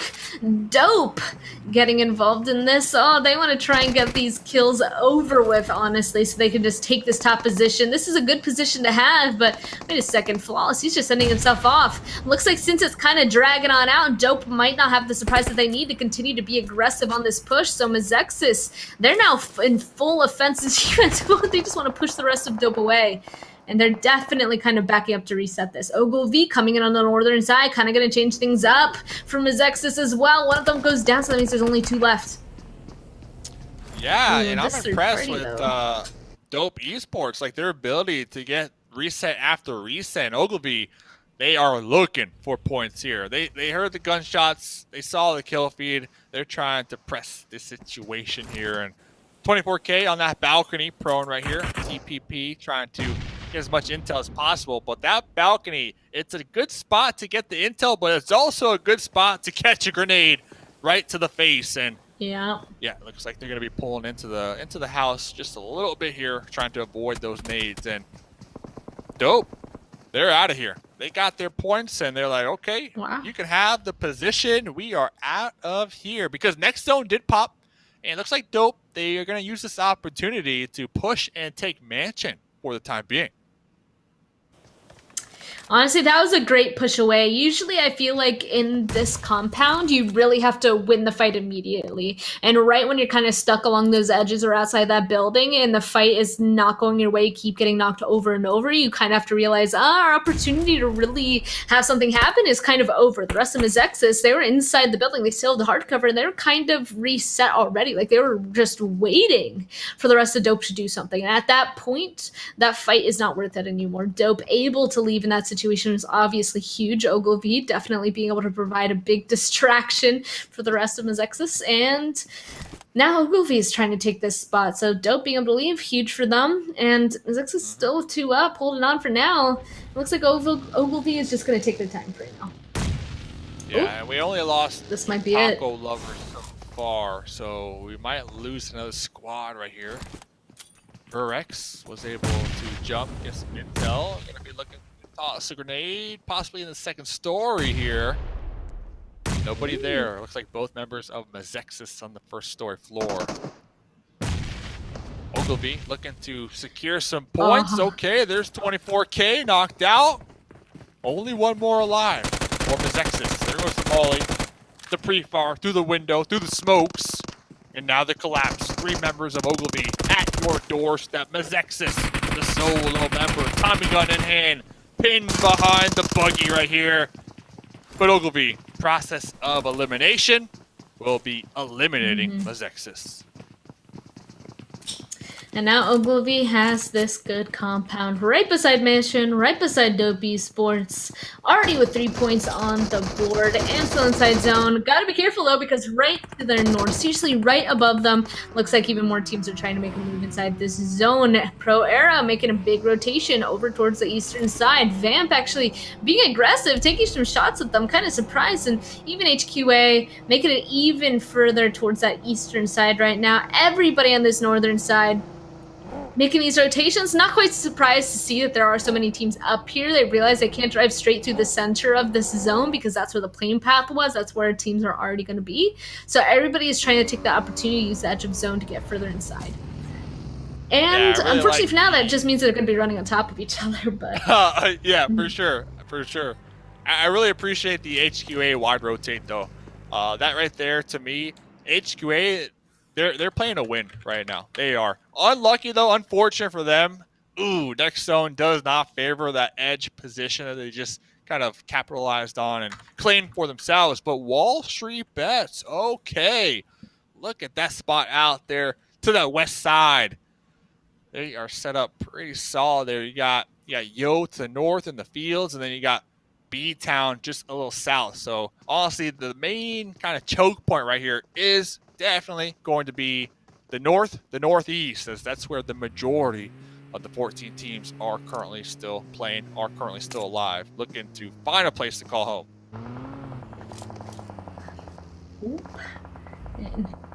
Here we go. I'm a little bit worried about this. Vamp driving on in right next to WallStreetBets. This is a little bit of a bull that they're able to play. They're going to be able to use their vehicles as cover. They have that rock as cover as well. So this is a location that is in fact playable, and Vamp obviously knows that. WallStreetBets not going to be happy though that somebody's right beside them, and then unfortunately, Steve-O is getting really close. I'm kind of concerned. King A, Steve-O, if they realize that there's a team here, they might just be able to take all of them out with some really good placed nades. And here we go. They're already starting to toss them out. They just need a couple. Ooh. Oh, that one getting 2. Oh, that's huge. 2 grenades right there off the bat. Right on top of Vamp now, like a shark in the water, smelling the blood, circling their prey, trying to finish what they started, trying to get that loot, trying to get that dip for themselves here. Only one more in the smokes, and King A with the pre-fire right there. That's gotta feel good. Oh man, Vamp, they're worrying now. Runs, here we go. He's the last one up. The rest of WallStreetBets just absolutely sending it on in here. These are the points that they know that they can get. Yeah, and with that last find out, they're gone. Right before HTV goes out, 12 teams are left, and we can hear the chaos, the din in the distance. Everybody is now taking some shots. Looks like GameChangers to the north, taking some shots towards the team just inside of Yasnaya Field. They lost King A for a second, but the res already happening. Let's see, though. GameChangers, they're just on the edge here. They heard that fighting, but it looks like it didn't go on long enough for them to fully get involved. And that means WallStreetBets going to get a nice reset. Everybody else is going to have to continue to slowly figure out how to get further inside the zone instead of staying on the edge. Yeah, so they're able to get the pickup on the King A, those loot goblins right there for a second. I was getting a little concerned as King A was bleeding on out. So they have a little bowl. If they opt to play that bowl, there's a couple vehicles as well. They could possibly reposition, blow them up, use them for cover. I do see Steve-O kind of driving off into the distance over there to the west, possibly trying to reposition and find a better spot here in the zone. I don't hate it. But right now, I mean, WallStreetBets with the most dominant position, in my opinion. A lot of terrain Definitely. that allows them to be flexible in their playstyle, in their movement. Those hills, those hay bales, and like I mentioned, all those vehicles that they were just able to acquire from Vamp. So very curious to see what they can do here, what they can accomplish moving forward. As on the tail end of that one right there, we saw one of the members from GameChangers instantly get knocked out. Everybody waiting to see where the next zone goes, and dope, as if they needed some more luck here tonight, right there on the edge of this hard shift. That's insane, man. WallStreetBets are so upset. They had complete domination of that western side there. If the zone went even centered, they would have been in a great spot. But no, over to the east it goes. The only spots that have some sort of hard cover is where dope is. Otherwise, it's just in the middle of the open. So everybody's really gonna have to start playing this carefully. You can see OP playing this trophy building, got a little bit of a solo since he was climbing on over. Pro Era, there go spraying onto Debilitator. Nice, not coming through. Baba being the next target. Let's see if they'll be able to go ahead and get these trades. They need to get this fight over with and then go make a crash onto that one-story building right beside them inside zone Alamo. So they got to finish this up quickly because they don't have long before that blue zone's going to be upon them. Looks like Baba is slowly getting held out, though. Pro Air know exactly where he's in. He can't really move too much. Wow, putting in the work right here. Putting in the work, trying to defend right here. And they're trying to take out Pro Era before being forced to push into the next zone. They do not want to be backstabbed. So I do appreciate Team OP devoting the time right now to make sure to clear out their tails, make sure to clear out their back ends here before repositioning. This is worth, in my opinion, some kill points to kind of offset the risk associated with repositioning, because there's still 11 teams alive, which if they get taken out right here, 1 placement point. So we already see Killer in the McLaren doing some donuts, probably calling for their squad mates to follow suit here as Lolo from behind. Okay, Trade gun spotted, drop shot, she gun, so AKM taking out that anchor position from Team OP. Wow, OP just completely ripped apart. They're going to be the next team that is taken out. It also looks like another team is going to fall right after them as well. Try to take that little ridge there. Didn't quite work out for them. They potentially should have just stayed to get those last few points, but there was an opportunity for them to get inside that zone. Didn't work. Pro Era is going to fall right afterwards, and this is really where more chaos is going to happen. That north and the west, all these people slowly making a move on in. Obviously, there's not enough space, and now BTOWN's trying to protect their position from WallStreetBets. Both these teams, huge, played against each other in group stage. Oh, that nade is going to send the hardcover away from them. They don't have too much longer to be able to take this fight as third party is starting to happen. Pull up. That's what they're saying right now in the team comms. And you know what? It is Mr. Salt's birthday. They're down there towards the south. They get the next zone, and that's the squad right now. Third party the fight between WallStreetBets. Third party in the fight between BTOWN. GODSENT. Compound. Only compound right now in this zone. Chicken dinner? Do you smell it? I smell it, Span Cargo. Salt smells it. That birthday wish just might come true. Gotta be careful. Alamo, it's called Alamo, luckily, because there is an entire half wall around the entirety of that little building there. That means it's really hard to crash and win a fight against the team that's already inside. So the only thing that could lose the game for them is if somebody goes and crashes onto them and takes their position, but that's just already going to be harder from how that compound is. So I have to keep an eye on that. Big Molotov coming onto Yo. Spray completely caught on fire. Looks like he will be able to heal on up, but it is going to delay their movement. And everybody again is going to have to be moving into the northern side of the zone together at the same time, and that means just fights on rotation. It's going to be quite difficult. Maybe Spray. Oh, with that bandage, yeah, that's it. I was going to say maybe he was going to go for some sort of healing strat, but it's too difficult. Spring looked back like, you good, man? You good? What's happening? You're out there cooking. I can smell it. So it looks like Spring gonna be the last one alive for Yo. Ogilvy still alive. 4 up so far. This is good. This is what you like to see. 6 more teams to go as we're checking in. Flawless. Ooh, knockdown on their knees. The entirety of Dope Esports. They are about 50% health. They are hurting out here in the open terrain. They need to avoid these grenades at all costs because that will spell disaster. 5 teams. Yo, eliminated right there.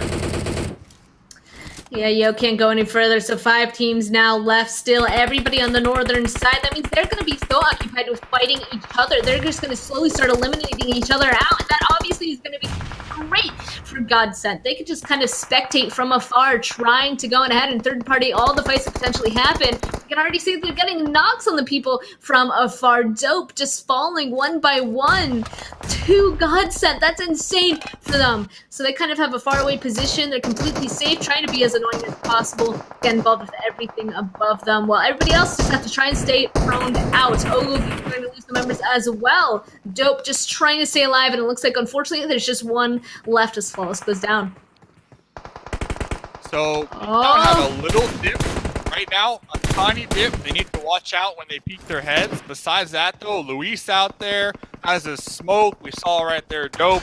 Not much, also a smoke. So, next zone does pop. Looks like GODSENT going to be looking to reposition. Trey spotted, though. The half wall not able to save their head. There goes the smoke from Jag. GODSENT looking to continue to pretty much have circle dominance here, and they're creating somewhat of a smoke wall to reposition here. It's still 5 teams left, though. GODSENT, they have the numbers advantage, but you have to assume, like, all these teams on the edge, they're going to be looking right on top of them, right towards them. So GODSENT need to play this one smart. Oh, definitely. Luckily, it does seem like they still have some vehicles using that smoke to get into the very southern side of this new zone. Unfortunately, their compound no longer inside, so they're being forced to move. It looks like they found themselves the tiniest little ridge, so they should be able to play there and still be able to peek onto the northern side. Nobody still should really be able to make a huge rotation into them without just running. They should be able to see them, but with these smokes continuing to be here, I'm getting a little bit more concerned because that means other people could get closer. You can see another team goes out, HQA, unfortunately goes out in 5th, so 4 teams left. Honestly, I think this comes down to GODSENT and BTOWN. Ogilvy, the last member up for Dope. I'm not quite sure how they're going to be able to make it inside this zone. I mean, you can see them slowly moving. Oh, but Ogilvy Medusa, he's just going full in with that buggy before he comes on out. But Jag, wait, they sent Jag all the way out here to get these kills. No way. Yeah, Jag will be holding down the east angle, kind of playing that solo role. Yeah, they have to support the cover fire from their squad mates, but it's truly up to Jag to make sure to secure that spot out here towards the east. And now Dope down to solo. Jag still going to be holding this angle here. BTOWN already backpacks off, crawling, trying to get within grenade range, trying to take out GODSENT. GODSENT, they do have some vehicles to provide some cover. Still, those smokes are bloomed, but it's only a matter of time before those smokes dissipate. Small moves here. Small moves from Salt, pushing up just a little further. But honestly, that solo from Dope, it has me worried. It has me worried for GODSENT. if they don't spot him out soon, he could potentially go on ahead and pop up and completely ruin their game. I've seen a solo they have so much power, especially in the end game like this. They could just pop up and completely take out 1-2 people and just change the entire course of the game. That one nade dropping directly on top of Nemesis means he's going to get knocked. Oh, that next one getting really close to Salt. They just sent it into the smoke is the best choice, and there it is!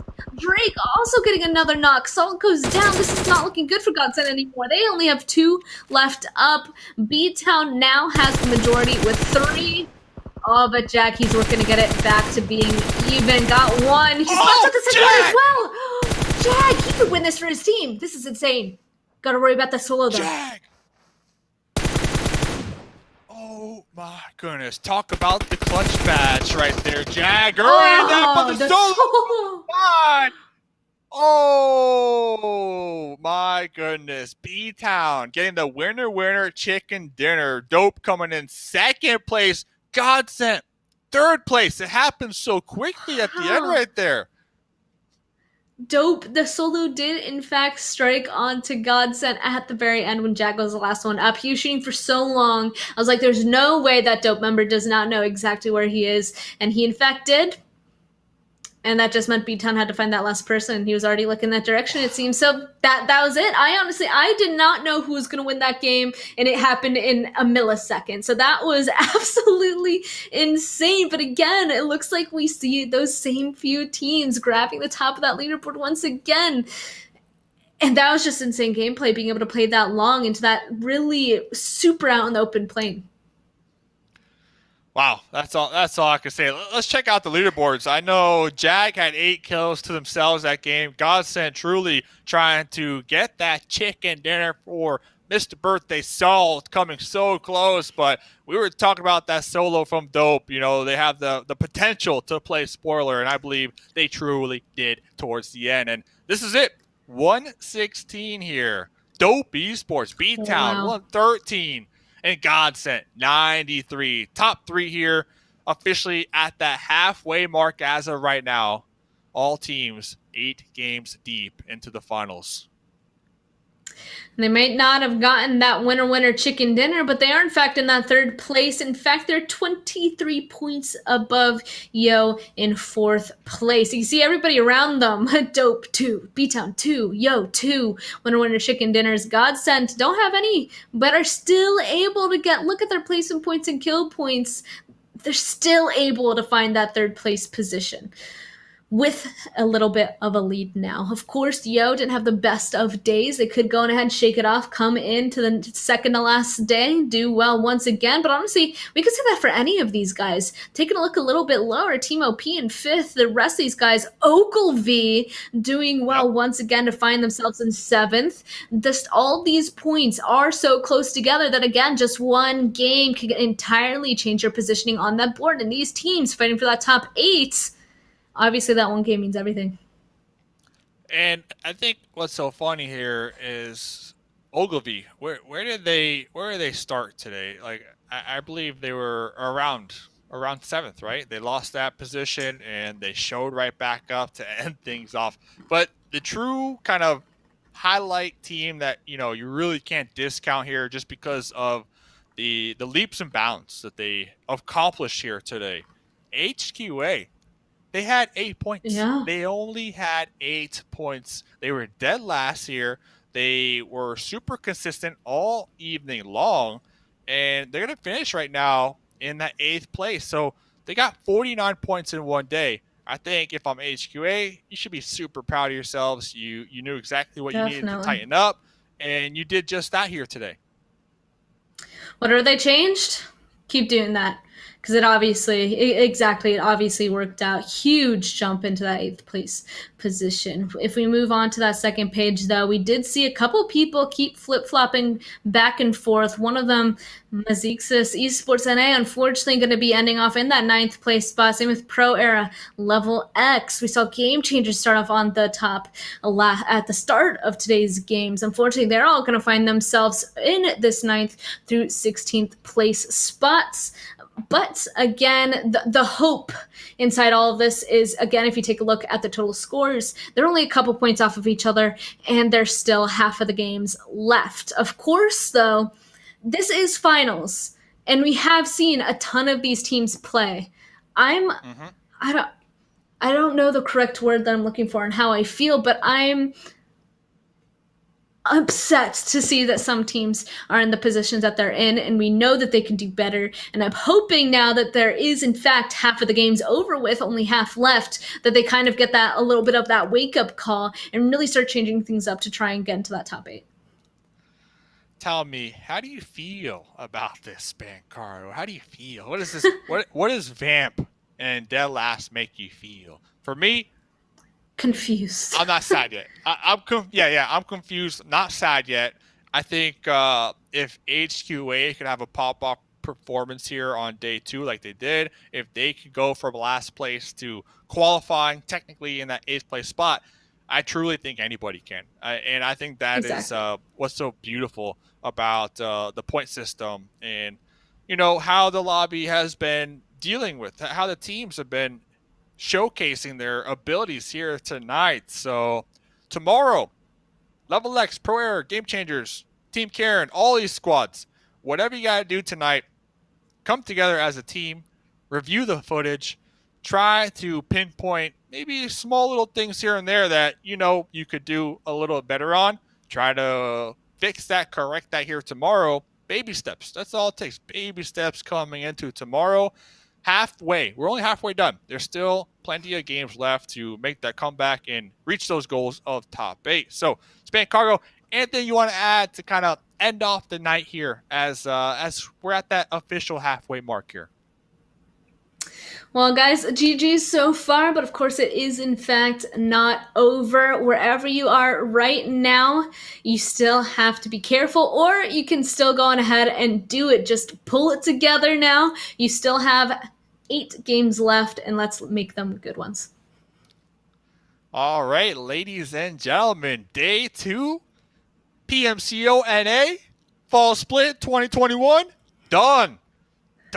2 more games to go. I am looking forward to the next half of these finals. Please support your favorite teams. Support your favorite players because they are about to buckle up for some intense games right around the corner. Tomorrow, that's the corner. Make sure you tune in, follow the socials, stay up to date, and, of course, keep playing some PUBG Mobile. See you tomorrow. The OnePlus 9 Pro. The OnePlus 9 Pro. Oh my god, this phone feels incredible. The best processor, 120 hertz, 12 gigs of RAM, and a Hasselblad camera. What more could you want? The HyperTouch on this bad boy is phenomenal.